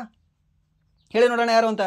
ಕ್ಲೌಡಿಯಾ ಅನ್ನೋ ಒಬ್ಬರು ಮೇಡಮ್, ಸರಿನಾ? ಮೇಡಮ್ ಇದ್ದಾರೆ, ಇಲ್ಲಿಬ್ಬರು ಸರ್ ಇದ್ದಾರೆ. ಅವರು ಯಾರು? ಒಬ್ಬ ಡೊನಾಲ್ಡ್ ಟ್ರಂಪ್ 47ನೇ president, and then Mark Carney ಈ ಕೆನಡಾದ ಪ್ರೆಸಿಡೆಂಟ್, ಸರಿನಾ? Prime minister. ಇಲ್ಲಿ ಪ್ರೆಸಿಡೆಂಟ್ ಇದ್ದಾರೆ, ಇಲ್ಲಿ ಪ್ರೈಮ್ ಮಿನಿಸ್ಟರ್ ಇದ್ದಾರೆ, ಇಲ್ಲಿ ಪ್ರೈಮ್ ಮಿನಿಸ್ಟರ್ ಇದ್ದಾರೆ, ಇಲ್ಲಿ ಪ್ರೆಸಿಡೆಂಟ್ ಇದ್ದಾರೆ, ಸರಿನಾ? ಪ್ರೆಸಿಡೆಂಟ್ ಆಳ್ವಿಕೆ ಅಲ್ಲಿ ಕಂಡು ಬರುತ್ತೆ. ಇದನ್ನ ನೆನ್ಪಿಟ್ಕೊಳ್ಳಿ, ಕೇಳ್ಬೋದು. ಆ್ಯಂಡ್ ದೆನ್ 2034ಕ್ಕೆ ಯಾವ ದೇಶ ಆತಿಥ್ಯ ವಹಿಸಲಿದೆ ಅಂತ ಕೇಳಿದ್ರೆ ಸೌದಿ ಅರೇಬಿಯಾ ವಹಿಸಲಿದೆ. ಸೊ ಇದ್ರ ಮೇಲೆ ಇದನ್ನು ಬಿಟ್ಟು ನಿಮಗೆ ಮತ್ತೆ ಏನು ಪ್ರಶ್ನೆಗಳು ಬರೋ ಚಾನ್ಸಸ್ ಇಲ್ಲ. ಸರಿನಾ? ಸೊ ಒಂದು ಕರೆಂಟ್ ಅಫೇರ್ಸಲ್ಲಿ ಹಿಂದಿನ ಕೇಳ್ತಾನೆ, ಮುಂದಿನ ಕೇಳ್ತಾನೆ, ಇಲ್ಲಾಂದ್ರೆ ಫಸ್ಟ್ ಇದು ಕೇಳ್ತಾನೆ, ಎಲ್ಲವೂ ಕೂಡ ನಿಮ್ಗೆ ಹೇಳಿಬಿಟ್ಟೆ ಅಲ್ವಾ? ಆ್ಯಂಡ್ ನೆಕ್ಸ್ಟ್ ಪ್ರಶ್ನೆ ಏನಿದೆ ಅಂತ ನೋಡೋದಾದ್ರೆ, ವಿನಿಮಯದ ಮಾಧ್ಯಮವಾಗಿ ವರ್ತಿಸುವುದು ಡ್ಯಾಶ್ ಮೊದಲ ಹಾಗೂ ಪ್ರಮುಖ ಪಾತ್ರವಾಗಿದೆ ಅಂತ ಕೇಳಿದ್ದಾನೆ. ವಿನಿಮಯ ರೀ, ನನಗಿವಾಗ ಒಂದು ಬಿಸ್ಕೆಟ್ ಪ್ಯಾಕೆಟ್ ಬೇಕಾಗಿದೆ, ಯಾವುದು ಉಪ್ಪಿನ ಬಿಸ್ಕೆಟ್ ಬೇಕಾಗಿದೆ. ಇವಾಗ ಉಪ್ಪಿನ ಬಿಸ್ಕೆಟ್ ಬೇಕಾಗಿದೆ, ನಾನು ಅಂಗಡಿ ಹೋಗ್ತೀನಿ, ಏನು ಕೊಡ್ತೀನಿ ಅವನಿಗೆ? ಏನು ವಿನಿಮಯ ಮಾಡ್ತೀನಿ? ಏನು ಒಂದು ಲೋಟ ಸಕ್ಕರೆ ಕೊಡ್ತೀನಿ ನನ್ನ ಮನೆಯಲ್ಲಿರೋದು? ಏನು ಜೋಳ ಕೊಡ್ತೀನಾ? ಅದು ಏನು ಅಂತಂದರೆ ಅದನ್ನು ಬಾರ್ಟರ್ ಸಿಸ್ಟಮ್ ಅಂತ ಕರಿತೀವಿ, ಇಲ್ಲಾಂದರೆ ವಿನಿಮಯ ಪ್ರಕ್ರಿಯೆ ಅಂತ ಕರಿತೀವಿ. ಬಟ್ ಅದನ್ನು ವಿನಿಮಯನ ಇವಾಗ ನಾವು ಅದನ್ನೆಲ್ಲ ಕೂಡ ಕೊಡ್ತಿಲ್ಲಲ್ಲ. ವಸ್ತು ವಿನಿಮಯ ಇಲ್ಲ. ಇವಾಗ ಏನಿದೆ ಅಂತಂದರೆ ಹಣದ ವಿನಿಮಯ ಇದೆ, ಹಣವನ್ನು ಕೊಡ್ತೀವಿ. ನಾನು 5 ರೂಪಾಯಿ ಕೊಟ್ಟ ಅಂದರೆ, ಸಾರಿ 5 ರೂಪಾಯಿ ಬರಲ್ಲ ಅಲ್ವ, ಇವಾಗ 10 ರೂಪಾಯಿ ಕೊಟ್ಟ ಅಂದರೆ ಒಂದು ಉಪ್ಪಿನ ಬಿಸ್ಕೆಟ್ ಅವನು ಕೊಡ್ತಾನೆ ನನಗೆ. ಸೊ ಈ ಒಂದು ಮೊದಲ ಮತ್ತು ಪ್ರಮುಖ ಪಾತ್ರವಾಗಿ ಯಾವುದು ವರ್ತಿಸ್ತದೆ ಒಂದು ವಿನಿಮಯದ ಮಾಧ್ಯಮವಾಗಿ ಅಂತ ನೋಡಿದ್ರೆ ಹಣ. ಸರಿನಾ? ಈ ಹಣದಲ್ಲಿ M1, M2, M3, M4 ಅಂತ ಬರುತ್ತೆ. M1 ಏನು ಅಂತಂದ್ರೆ ನಾರ್ಮಲ್ ಕ್ಯಾಶು ಮತ್ತು ಬ್ಯಾಂಕಿಂಗಲ್ಲಿ ಇಟ್ಟಿರ್ತಕ್ಕಂಥ ಏನು ದುಡ್ಡಿದಾವಲ್ವಾ, ಸೊ ಅದು ಬರುತ್ತೆ. ಸೇವಿಂಗ್ ಅಕೌಂಟ್ಗಳು ಬರ್ತವೆ. ಎರಡನೇದರಲ್ಲಿ M2 ಏನು ಬರುತ್ತೆ ಅಂದರೆ ಈ ಒಂದು ಪೋಸ್ಟಲ್ ಅಕೌಂಟಲ್ಲಿ ಏನು ನೀವು ದುಡ್ಡು ಇಟ್ಟಿರ್ತೀರಲ್ವಾ, ಸೊ ಅದು ಬರುತ್ತೆ. ಇದು ನೆನ್ಪಿಟ್ಕೊಳ್ಳಿ, ಕೇಳ್ತಾನೆ ನಿಮಗೆ M1, M2 ಜಾಸ್ತಿ ಕೇಳಿದಾನೆ. ಸರಿನಾ? ಇವನು M1 ಮನಿ ಅಂದ್ರೆ ಏನು, M2 ಮನಿ ಅಂದ್ರೆ ಏನು ಅಂತ ಕೇಳ್ತಾನೆ. ಹಾಗೆ ನಾವು ನಾರ್ಮಲ್ ಆಗಿ ಬಳಸ್ತಕ್ಕಂಥ ಅತಿ ಹೆಚ್ಚು ಮನಿ ಯಾವುದು ಅಂತ ಕೇಳ್ತಾನೆ, M1 money. M1 means banking money. And then ನಮ್ಮ ಹಾರ್ಡ್ ಕ್ಯಾಶ್ ಇರ್ತಾವಲ್ಲ ಕೈಯಲ್ಲಿ, 100, 500, 2000 ಅಂತ ಇವಾಗ ಹೋಗಿದ್ದೆ. ಓಕೆ, ಅಷ್ಟು ದುಡ್ಡು ಏನಿದಾವಲ್ಲ ಆ ಹಾರ್ಡ್ ಕ್ಯಾಶನ್ನು ನಾವು M1 ಮನಿ ಅಂತ ಕರಿತೀವಿ, ನೆನ್ಪಿಟ್ಕೊಳ್ಳಿ. ಆ್ಯಂಡ್ ದೆನ್ ಇನ್ನೊಂದು ನಿಮಗೆ ಪ್ರಶ್ನೆ ಯಾವುದು ಅಂದರೆ barter system. What you mean by barter system? ವಸ್ತು ವಿನಿಮಯ ಅಂತ ಕರಿತೀವಿ. ಸರಿನಾ? ಈ ಒಂದು ವಸ್ತು ವಿನಿಮಯ ಹೊಂದಿರತಕ್ಕಂತಹ ಭಾರತದ ಏಕೈಕ ಮೇಳ ಯಾವುದು ಅಂತ ಕೇಳ್ತಾನೆ ನೋಡಿ ಪ್ರಶ್ನೆ. ಸರಿನಾ? ಸೊ ಇದು CGL ಕೇಳಿರತಕ್ಕಂಥ ಪ್ರಶ್ನೆ, GDL ಕೇಳಿರ್ತಕ್ಕಂಥ ಪ್ರಶ್ನೆ, RRB NTPC ಕೇಳಿರ್ತಕ್ಕಂಥ ಪ್ರಶ್ನೆ. ಇದು ಯಾವುದು? ಈ ಅಸ್ಸಾಮಲ್ಲಿ ಕಂಡುಬರ್ತಕ್ಕಂತಹ ಈ ಜಾನ್ ಬೇಲ್ ಮೇಳ ಅಂತ ಬರುತ್ತೆ. ಜಾನ್ ಬೇಲ್ ಮೇಳ. ಈ ಜಾನ್ ಬೇಲ್ ಮೇಳ ಅನ್ನೋದು ಅಸ್ಸಾಮಲ್ಲಿ ಕಂಡುಬರ್ತಕ್ಕಂಥ ಮೇಳವಾಗಿದೆ. ಇಲ್ಲಿ ಹೇಗೆ ಅಂತಂದರೆ ವಸ್ತು ವಿನಿಮಯ ಇದೆ, ಬಾರ್ಟರ್ ಸಿಸ್ಟಮ್ ಅಂತ ಕರಿತೀವಿ ಅದನ್ನು. ಸರಿನಾ? ವಸ್ತು ವಿನಿಮಯ ಅಂದರೆ ಏನು? ಇವಾಗ ಅಲ್ಲಿ ಏನಾದರೂ ಕುರಿಗಳು ಮಾರ್ತಾ ಇದ್ರೆ ಅಂತ ಅನ್ಕೊಳ್ಳಿ, ಕುರಿಗೆ ನೀವು ಹೋಗಿ ದುಡ್ಡು ಕೊಡೋದಲ್ಲ, ನಾನು 5,000 ಕೊಡ್ತೀನಿ ಒಂದು ಕುರಿ ಕೊಡು ಅಂತ. ನನ್ನ ಹತ್ರ ಒಂದು ದನ ಇದೆ ಸರ್, ನಾನು ಒಂದು ದನ ಕೊಡ್ತೀನಿ, ನೀನು ನನಗೆ 2 ಕುರಿ ಕೊಡು ಅಂತ. ಸರಿನಾ? ನಾನು 1 ಚೀಲ ನಿನಗೆ ಗೋಧಿ ಕೊಡ್ತೀನಿ, ನೀನು ನನಗೆ ಇದು ಏನಾದರೂ ನನಗೆ ಬೇಡದ ನೀನು ಕೊಡು, ಇಷ್ಟು ದುಡ್ಡು ಅದಕ್ಕೆ ಅಷ್ಟು ಈಕ್ವಲ್ ಆಗ್ತದೆ, ನೀನು ಕೊಡು ಅಂತ. ಸೊ ಆ ರೀತಿ ವಸ್ತು ವಿನಿಮಯವನ್ನು ಹೊಂದಿರತಕ್ಕಂತಹ ಏಕೈಕ ನಮ್ಮ ಭಾರತೀಯ ಮೇಳ ಯಾವುದು ಅಂತ ಕೇಳಿದ್ರೆ ಈ ಒಂದು ಜಾನ್ ಬೇಲ್ ಮೇಳ. ಅದು ಎಲ್ಲಿ ಕಂಡುಬರುತ್ತೆ ಅಂದರೆ ಅಸ್ಸಾಂ ರಾಜ್ಯದಲ್ಲಿ ಕಂಡುಬರ್ತಕ್ಕಂಥ ಒಂದು ಮೇಳವಾಗಿದೆ. ಸರಿನಾ? ಈ question repeated question and then most important question ಬರ್ಕೊಂಡು ಇಟ್ಕೊಳ್ಳಿ ಒಂದು ಕಡೆ. ಸರಿನಾ? ಆ್ಯಂಡ್ ದೆನ್ ನೆಕ್ಸ್ಟ್ ಪ್ರಶ್ನೆ ಏನಿದೆ ಅಂತಂದರೆ 7ನೇ ಪ್ರಶ್ನೆ, 2000 ಸೆಪ್ಟೆಂಬರ್ 25ರಂದು ಮೇಕ್ ಇನ್ ಇಂಡಿಯಾಗೆ ಚಾಲನೆ ನೀಡಲಾಯಿತು. ಮೇಕ್ ಇನ್ ಇಂಡಿಯಾ ಯಾವಾಗ ಬಂದಿದ್ದಾರೆ? ಪ್ರಧಾನಮಂತ್ರಿ ಜನಧನ್ ಯೋಜನೆ ಯಾವಾಗ ಬಂದಿದ್ದಾರೆ? ಮತ್ತು ಯಾವುದು ಸ್ವಚ್ಛ ಇಂಡಿಯಾ ಮಿಷನ್ ಯಾವಾಗ ಬಂದಿದ್ದಾರೆ? ಎಲ್ಲವೂ ಕೂಡ ಬಂದಿರೋದು 2014ರಲ್ಲಿ. ಕಣ್ಣು ಮುಚ್ಕೊಂಡು ಹಾಕಿಬಿಡಿ, ಇದಕ್ಕೆ ಸಾಕು ಅಷ್ಟೇ, 2014ರಲ್ಲಿ. ಆ್ಯಂಡ್ ದೆನ್ ಪ್ರಧಾನಮಂತ್ರಿ ಆವಾಸ್ ಯೋಜನಾ ಗ್ರಾಮೀಣ ಬಂದಿರೋದು ಯಾವಾಗ ಅಂದರೆ 2016ರಲ್ಲಿ. ಸರಿನಾ? ಪ್ರಧಾನಮಂತ್ರಿ ಆವಾಸ್ ಯೋಜನಾ ನಗರ ಬಂದಿರೋದು ಯಾವಾಗ ಅಂದರೆ 2015ರಲ್ಲಿ. ಸರಿನಾ? ನಾನು ಹೇಳ್ತಾ ಇರೋದು ನೆನ್ಪಿಟ್ಕೊಳ್ಳಿ ಸರ್, ಪ್ರಧಾನಮಂತ್ರಿ ಆವಾಸ್ ಯೋಜನಾ ಅಂತ ಹೇಳಿದ್ರಿ, 2015, 16 ಎರಡು ಹೇಳಿದ್ರಲ್ಲ ಅಂತ. ಪ್ರಧಾನಮಂತ್ರಿ ಆವಾಸ್ ಯೋಜನೆ ನಗರ ಅಂತ ಹೇಳಿದ್ರೆ 2015, ಅದೇ ನಗರ ಬಿಟ್ಟು ಗ್ರಾಮೀಣ ಅಂತ ಹೇಳಿದ್ರೆ ಅವಾಗ 2016 ಅಂತ ಹಾಕಬೇಕಾಗುತ್ತೆ. ಸರಿನಾ? ಗೊತ್ತಿರಲಿ, ಕೇಳ್ತಾನೆ. ಆ್ಯಂಡ್ ನೆಕ್ಸ್ಟ್ ಪ್ರಶ್ನೆ ಏನಿದೆ ಅಂತ ನೋಡಿದ್ರೆ 2011ರಲ್ಲಿ ಏನು ಬಂತ ಹೇಳ್ಬೋದಾ? ದೀನದಯಾಳ್ದು ಏನು ಬಂತು? ದೀನದಯಾಳ್ದು ಒಂದು ಸ್ಕೀಮ್ ಬರುತ್ತಲ್ವ, ಏನು ಬಂತು ಅಂತ ನೀವು ಕಾಮೆಂಟ್ ಮಾಡಿ. ಓಕೆ, ಇದನ್ನೊಂದು ನೀವು ಕಾಮೆಂಟ್ ಮಾಡಿ ಸಾಕು. ಆ್ಯಂಡ್ ನೆಕ್ಸ್ಟ್ ಪ್ರಶ್ನೆ, ರಂಜಿತ್ ಸಿಂಗ್ ಗೋಲ್ಡ್ ಕಪ್ ಎಂಬುದು ಈ ಕೆಳಗಿನ ಯಾವ ಕ್ರೀಡೆಗೆ ಸಂಬಂಧಿಸಿದೆ ಅಂತ ಕೇಳಿದ್ದಾನೆ. ರಂಜಿತ್ ಸಿಂಗ್ ಗೋಲ್ಡ್ ಕಪ್ ಯಾವುದಕ್ಕೆ ಸಂಬಂಧಿಸಿದೆ ರೀ? ಯಾವುದಕ್ಕೆ ಸಂಬಂಧಿಸಿದೆ ಅಂದರೆ ಹಾಕಿಗೆ ಸಂಬಂಧಿಸಿದೆ. ಈ ರಂಜಿತ್ ಸಿಂಗ್ ಗೋಲ್ಡ್ ಕಪ್ ಏನಿದೆ ಅಲ್ವಾ, ಹಾಕಿಗೆ ಸಂಬಂಧಿಸಿರ್ತಕ್ಕಂಥ ಒಂದು ಗೋಲ್ಡ್ ಕಪ್ ಆಗಿದೆ. ಸರ್ ನೆನ್ಪಿಟ್ಕೊಳ್ಳಿ, ಹಾಕಿಗೆ ಯಾವುದು ಅಂದರೆ ರಂಜಿತ್ ಸಿಂಗ್ ಗೋಲ್ಡ್ ಕಪ್. ಸರಿನಾ? ರಂಜಿತ್ ಅಂತ ಬಂದರೆ ನಿಮಗೆ ಹಾಕಿ ಅಂತ ನೆನಪು ಬರಲೇಬೇಕು, ಯಾಕಂದರೆ ಇದು ಜಾಸ್ತಿ ರಿಪೀಟೆಡ್ ಆಗಿರ್ತಕ್ಕಂಥ ಕ್ವಶನ್ ಅಲ್ಲ. ಇದು ಯಾವುದು ರಂಜಿತ್ ಸಿಂಗ್ ಏನಿದೆ ಅಲ್ವಾ, ಇದು ರಿಪೀಟೆಡ್ ಆಗಿರ್ತಕ್ಕಂಥ ಕ್ವಶನ್ ಅಲ್ಲ. ನೀವು ನೆನ್ಪಿಟ್ಕೋಬೇಕಂದ್ರೆ ನೆನ್ಪಿಟ್ಕೊಳ್ಳೋದು ಆಗಲ್ಲ, ಇದು ಮರ್ತು ಹೋಗ್ಬಿಡುತ್ತೆ. ನೀವು ನೆನ್ಪಿಟ್ಕೊಳ್ತೀರಾ ಮತ್ತೆ ಮರ್ತು ಬಿಡುತ್ತೆ. ಇದಕ್ಕೆ ಇದನ್ನು ಒಂದು ಸರಿ ಬರ್ಕೊಂಡು ಬಿಟ್ಕೊಳ್ಳಿ. ಸರಿನಾ? ಆ್ಯಂಡ್ ದೆನ್ ಹಾಕಿ ಅಂತ ಬಂದರೆ ರೀಸೆಂಟಾಗಿ ನಿಮ್ಗೆ ಹೇಳಿದೆ ಅಲ್ಲ, ಯಾವುದು ಏಷ್ಯನ್ ಹಾಕಿ ಚಾಂಪಿಯನ್ಶಿಪ್ಪನ್ನು ಗೆದ್ದಿರ್ತಕ್ಕಂಥ ದೇಶ ಯಾವುದು? ನಮ್ಮ ಇಂಡಿಯಾ ದೇಶ. ಪುರುಷರಲ್ಲಿ ಎಲ್ಲಿ ನಡೆದಿತ್ತು? ರಾಜಗಿರದಲ್ಲಿ ನಡೆದಿತ್ತು. ಸರಿನಾ? ಎಷ್ಟನೇ ಬಾರಿ ಇದು ಗೆದ್ದಿತ್ತು ಅಂತ ಕೇಳ್ತೇನೆ? 4ನೇ ಬಾರಿ ಸತತವಾಗಿ ನಮ್ಮ ದೇಶವೇ ಗೆದ್ದಿದೆ. ಸರಿನಾ? 2003ರಲ್ಲಿ, 2007ರಲ್ಲಿ, 2017ರಲ್ಲಿ, 2025ರಲ್ಲಿ. ನಾನು ನಿನ್ನೆ ಹೇಳುವಾಗ ಸ್ವಲ್ಪ ಕನ್ಫ್ಯೂಷನ್ ಆಗಿ ಅದನ್ನು 2023 ಅಂತ ಹೇಳಿದೆ. ಸರಿನಾ? 2023ರಲ್ಲಿ 2025 ಇದೇ ವರ್ಷ ಹೇಳಬೇಕಾಗಿತ್ತು. ಅಲ್ಲಿ ಬರೆಯೋದು ಬಾಯಿಂದ ಕರೆಕ್ಟ್ ಹೇಳಿ ಅಲ್ಲಿ ಬರೆಯೋದನ್ನು ನಾನು ಮಿಸ್ಟೇಕ್ ಮಾಡಿದ್ದೀನಿ. ಸರಿನಾ? ಅದನ್ನು ಸ್ವಲ್ಪ ಕ್ಷಮಿಸಿ, ಅದನ್ನು ಅಪ್ಡೇಟ್ ಮಾಡ್ಕೊಳ್ಳಿ ನೀವು. ಸೊ ಇಲ್ಲಿ ಆ್ಯಂಡ್ ದೆನ್ ನೆಕ್ಸ್ಟ್ ಪೋಲೋ ಆಡುವಾಗ ಬಿದ್ದವ್ರು ಯಾರು ರೀ? ಹೇಳ್ಬೋದಾ? ಪೋಲೋ ಆಡುವಾಗ ಬಿದ್ದು ಪ್ರಾಣವನ್ನು ಕಳ್ಕೊಂಡಿರ್ತಕ್ಕಂಥ ಸುಲ್ತಾನ ಯಾರು? ಈ ಕುತುಬುದ್ದೀನ್ ಐಬಕ್ ಏನಿದ್ದಾನಲ್ವಾ, ಕ್ಷಮಿಸಿ, ಇಲ್ತಮಿಷ್. ಸರಿನಾ? ಇಲ್ತಮಿಷ್ ಏನು ಮಾಡಿದ್ದಾರೆ, ಪೋಲೋಯಿಂದ ಆಡುವಾಗ ಅವರು ಬಿದ್ದು ಪ್ರಾಣವನ್ನು ಕಳ್ಕೊಳ್ತಾರೆ. ಸರಿನಾ? ಆ್ಯಂಡ್ ದೆನ್ ನೆಕ್ಸ್ಟ್ ಕ್ರಿಕೆಟ್ ಇವತ್ತಾ ನಾಳೆ ಅನಿಸುತ್ತೆ. ನಾಳೆ ಮ್ಯಾಚ್ ಇದೆ ನೋಡಿ. ನಾಳೆ ಇಂಡಿಯಾ ವರ್ಸಸ್ UAE ಮ್ಯಾಚ್ ಇದೆ. ಸರಿನಾ? ಇಂಡಿಯಾ ವರ್ಸಸ್ UAE ಮ್ಯಾಚ್ ಇದೆ ನೋಡಿ. ಯಾವತ್ತು? ಡೇಟ್ ಮೇ ಬಿ 9 ಅಥವಾ 10 ಇರ್ಬೋದೇನೋ, ಬಟ್ ನಾಳೆ ಇದೆ. ಬುಧವಾರ. ಆ್ಯಂಡ್ ದೆನ್ ನೆಕ್ಸ್ಟ್ ಪ್ರಶ್ನೆ ಇನ್ನೊಂದು ಇಲ್ಲಿ ಹಾಕಿ ಅಂತಂದರೆ ದಿಲ್ಪ್ರೀತ್ ಸಿಂಗ್ ಅವ್ರ ಹೆಸರು ನೆನ್ಪಿಟ್ಕೊಳ್ಳಿ. ಯಾಕೆಂದರೆ ಇವಾಗ ಏನು ಏಷ್ಯನ್ ಹಾಕಿ ಚಾಂಪಿಯನ್ಶಿಪ್ ಗೆದ್ರು ಅಂತ ಹೇಳಿದೆ ಅಲ್ವಾ. ಸೊ 4ನೇ ಬಾರಿ ನಮ್ಮ ರಾಜಗೀರ್ ಮೀನ್ಸ್ ಬಿಹಾರದಲ್ಲಿ ಗೆದ್ರು ಅಂತ ಹೇಳಿದೆ ಅಲ್ವಾ. ಅದರಲ್ಲಿ 2 ಗೋಲ್ಗಳನ್ನು ಹೊಡೆದು ವಿನ್ ಮಾಡಿಸಿರ್ತಕ್ಕಂಥ ಒಬ್ಬ ವ್ಯಕ್ತಿ ಯಾರು ಅಂದರೆ ದಿಲ್ಪ್ರೀತ್ ಸಿಂಗ್. ದಿಲ್ಲಲ್ಲಿ ಪ್ರೀತಿ ಆಯಿತು ಅವ್ರ ಮೇಲೆ, ಸರಿನಾ. ಆಟ ಸಖತ್ತಾಗಾಡಿದ್ದಾರೆ, ನಾನು ಲೈವಲ್ಲಿ ನೋಡಿದೆ ಅವ್ರದ್ದು, ಸಖತ್ತಾಗಾಡಿದ್ದಾರೆ. ನೀವು ಕೂಡ ಒಂದ್ಸರಿ ಹೈಲೈಟನ್ನು ನೋಡ್ಕೊಳ್ಳಿ, ಸಖತ್ತಾಗಾಡಿದ್ದಾರೆ ನೋಡಿ, ಸರಿನಾ. ಆ್ಯಂಡ್ ದೆನ್ ನೆಕ್ಸ್ಟ್ ಪ್ರಶ್ನೆ, ಬೇರಿಯಂ ಹೈಡ್ರಾಕ್ಸೈಡ್ನ ರಾಸಾಯನಿಕ ಸೂತ್ರ ಏನು ಅಂತ ಕೇಳಿದ್ದಾನೆ, ಸರಿನಾ. ಬೇರಿಯಂ ಹೈಡ್ರಾಕ್ಸೈಡ್ನ ರಾಸಾಯನಿಕ ಸೂತ್ರ ಏನಿಲ್ಲ, BaOH2 ಅಂತ ಹೇಳ್ತೀವಿ, ಸರಿನಾ. BaOH2. ಸೊ ಇದೇನಾಗಿದೆ ಅಂದರೆ ಬೇರಿಯಂ ಹೈಡ್ರಾಕ್ಸೈಡ್ನ ರಾಸಾಯನಿಕ ಸೂತ್ರವಾಗಿದೆ. ಆ್ಯಂಡ್ ದೆನ್ ನೆಕ್ಸ್ಟ್ ಪ್ರಶ್ನೆ, ಭಾರತೀಯ ಮೂಲದ ಪೊಲೀಸ್ ಅಧಿಕಾರಿಯಾಗಿರುವ ಕ್ಯಾಪ್ಟನ್ ಪ್ರತಿಮಾ ಬುಲ್ಲರ್ ಮೊಲ್ಡಾನಾಡೋ ಅವರು 2023ರ ಮೇ ತಿಂಗಳಿನಲ್ಲಿ ಡ್ಯಾಶ್ ಪೊಲೀಸ್ ಇಲಾಖೆಯ ಅತ್ಯುನ್ನತ ಶ್ರೇಣಿಯ ಹುದ್ದೆಯನ್ನು ಅಲಂಕರಿಸಿದ ದಕ್ಷಿಣ ಏಷ್ಯಾದ ಮಹಿಳೆ ಎನ್ನಿಸಿಕೊಂಡಿದ್ದಾರೆ. ಯಾರು ಅಂದರೆ ನ್ಯೂಯಾರ್ಕ್ ದೇಶದ್ದು, ಸರಿನಾ. ನ್ಯೂಯಾರ್ಕಲ್ಲಿ ಅವರು ನ್ಯೂಯಾರ್ಕ್ ರಾಜ್ಯ ಏನಿದೆ ಅಲ್ವಾ, ಅಲ್ಲಿಯ ಒಂದು ಪೊಲೀಸ್ ಇಲಾಖೆಯ ಅತ್ಯುನ್ನತ ಶ್ರೇಣಿಯ ಹುದ್ದೆಯನ್ನು ಅಲಂಕರಿಸಿಕೊಂಡಿದ್ದಾರೆ. ಯಾರು ಅಂದರೆ ಪ್ರತಿಮಾ ಬುಲ್ಲರ್ ಮೊಲ್ಡಾನಾಡೋ ಅನ್ನೋರು. ಆ್ಯಂಡ್ ದೆನ್ ಕೆನಡಾದ ರೀಸೆಂಟಾಗಿ ಸಚಿವೆ ಆದರೂ ನಮ್ಮ ಭಾರತೀಯರು ಯಾರು ಅಂತ ಕಮೆಂಟ್ ಮಾಡ್ಬೋದಾ? ಕಾಮೆಂಟ್ ಮಾಡಿ, ಸರಿನಾ. ಕೆನಡಾದು. ಆ್ಯಂಡ್ ದೆನ್ ಇನ್ನೊಂದು ಅಮೇರಿಕಾದಲ್ಲೂ ಕೂಡ ನಮ್ಮ ಭಾರತೀಯರು ಸಚಿವರಾಗಿದ್ದಾರೆ, ಯಾರು ಅಂತ ಅವ್ರ ಹೆಸರನ್ನ ಕಾಮೆಂಟ್ ಮಾಡಿ. ಫಿಕ್ಸ್ ಕ್ವಶನ್ ಬಂದೇ ಬರುತ್ತೆ, ಡಿ ಗ್ರೂಪಲ್ಲಿ ಬರುತ್ತೆ, ಇಲ್ಲಾಂದರೆ CGL ಅಲ್ಲಿ ಕೇಳ್ತಾನೆ, CHS ಅಲ್ಲಿ ಕೇಳ್ತಾನೆ, ಇಲ್ಲ MTS ಅಲ್ಲಿ ಕೇಳ್ತಾನೆ. ಆ ಕ್ವಶನ್ ಫಿಕ್ಸ್ ನಿಮಗೆ. ಆ್ಯಂಡ್ ದೆನ್ ನೆಕ್ಸ್ಟ್ ಪ್ರಶ್ನೆ, 11ನೇ ಪ್ರಶ್ನೆ, ಜುಲೈ 2023ರವರೆಗಿನ ಮಾಹಿತಿಯಂತೆ ದೀಪಿಕಾ ದೇಶ್ವಾಲ್ ಅವರು ಡ್ಯಾಶ್ನಲ್ಲಿ 3ನೇ ಬಾರಿಗೆ ಭಾಷಣ ಮಾಡಿದ ಅತ್ಯಂತ ಕಿರಿಯ ಭಾರತೀಯರಾಗಿದ್ದಾರೆ ಅಂತ ಕೇಳಿದ್ದಾನೆ. ಯಾರು? ದೀಪಿಕಾ ದೇಶ್ವಾಲ್ ಅವರು ವಿಶ್ವಸಂಸ್ಥೆಯಲ್ಲಿ ಭಾಷಣವನ್ನು ಮಾಡಿರ್ತಕ್ಕಂಥ ಮೂರನೇ ಬಾರಿಗೆ ಭಾಷಣವನ್ನು ಮಾಡಿರ್ತಕ್ಕಂಥ ಅತ್ಯಂತ ಕಿರಿಯ ಭಾರತೀಯರಾಗಿದ್ದಾರೆ. ಯಾರು ಅಂದರೆ ದೀಪಿಕಾ ದೇಶ್ವಾಲ್ ಅವರು ದೇಶಕ್ಕೆ ಒಂದು ಕೀರ್ತಿಯನ್ನು ತಂದಿದ್ದಾರೆ, ದೇಶ್ವಾಲ್ ಅವರು. ಆ್ಯಂಡ್ ದೆನ್ ನೆಕ್ಸ್ಟ್ ಪ್ರಶ್ನೆ, ಬ್ರಿಕ್ಸ್ನ ಒಂದು ಪ್ರಸ್ತುತ ಸದಸ್ಯರೆಷ್ಟು ಕಂಡು ಬರ್ತಾರೆ? ಬ್ರಿಕ್ಸ್ನ ಪ್ರಸ್ತುತ ಸದಸ್ಯರು 10 ಜನ ಇದ್ದಾರೆ ಸರ್. 5 ಜನ ಇದ್ರಲ್ಲ, 9 ಜನ ಇದ್ರಲ್ಲ. 10ನೇದವರು ಇಂಡೋನೇಷ್ಯಾ ಆಗಿ ಜಾಯ್ನ್ ಆಗಿದ್ದಾರೆ ಇತ್ತೀಚೆಗೆ, ಸರಿನಾ. ಅದು ಕೂಡ ನಿಮಗೆ ಗೊತ್ತಿರಲಿ. ಸೊ ಇದು ನಿಮಗೆ ನಾರ್ಮಲಿ ಗೊತ್ತಿರುತ್ತೆ, ಯಾವುದು? Brazil, Russia, India, China, south Africa ಅಂತ.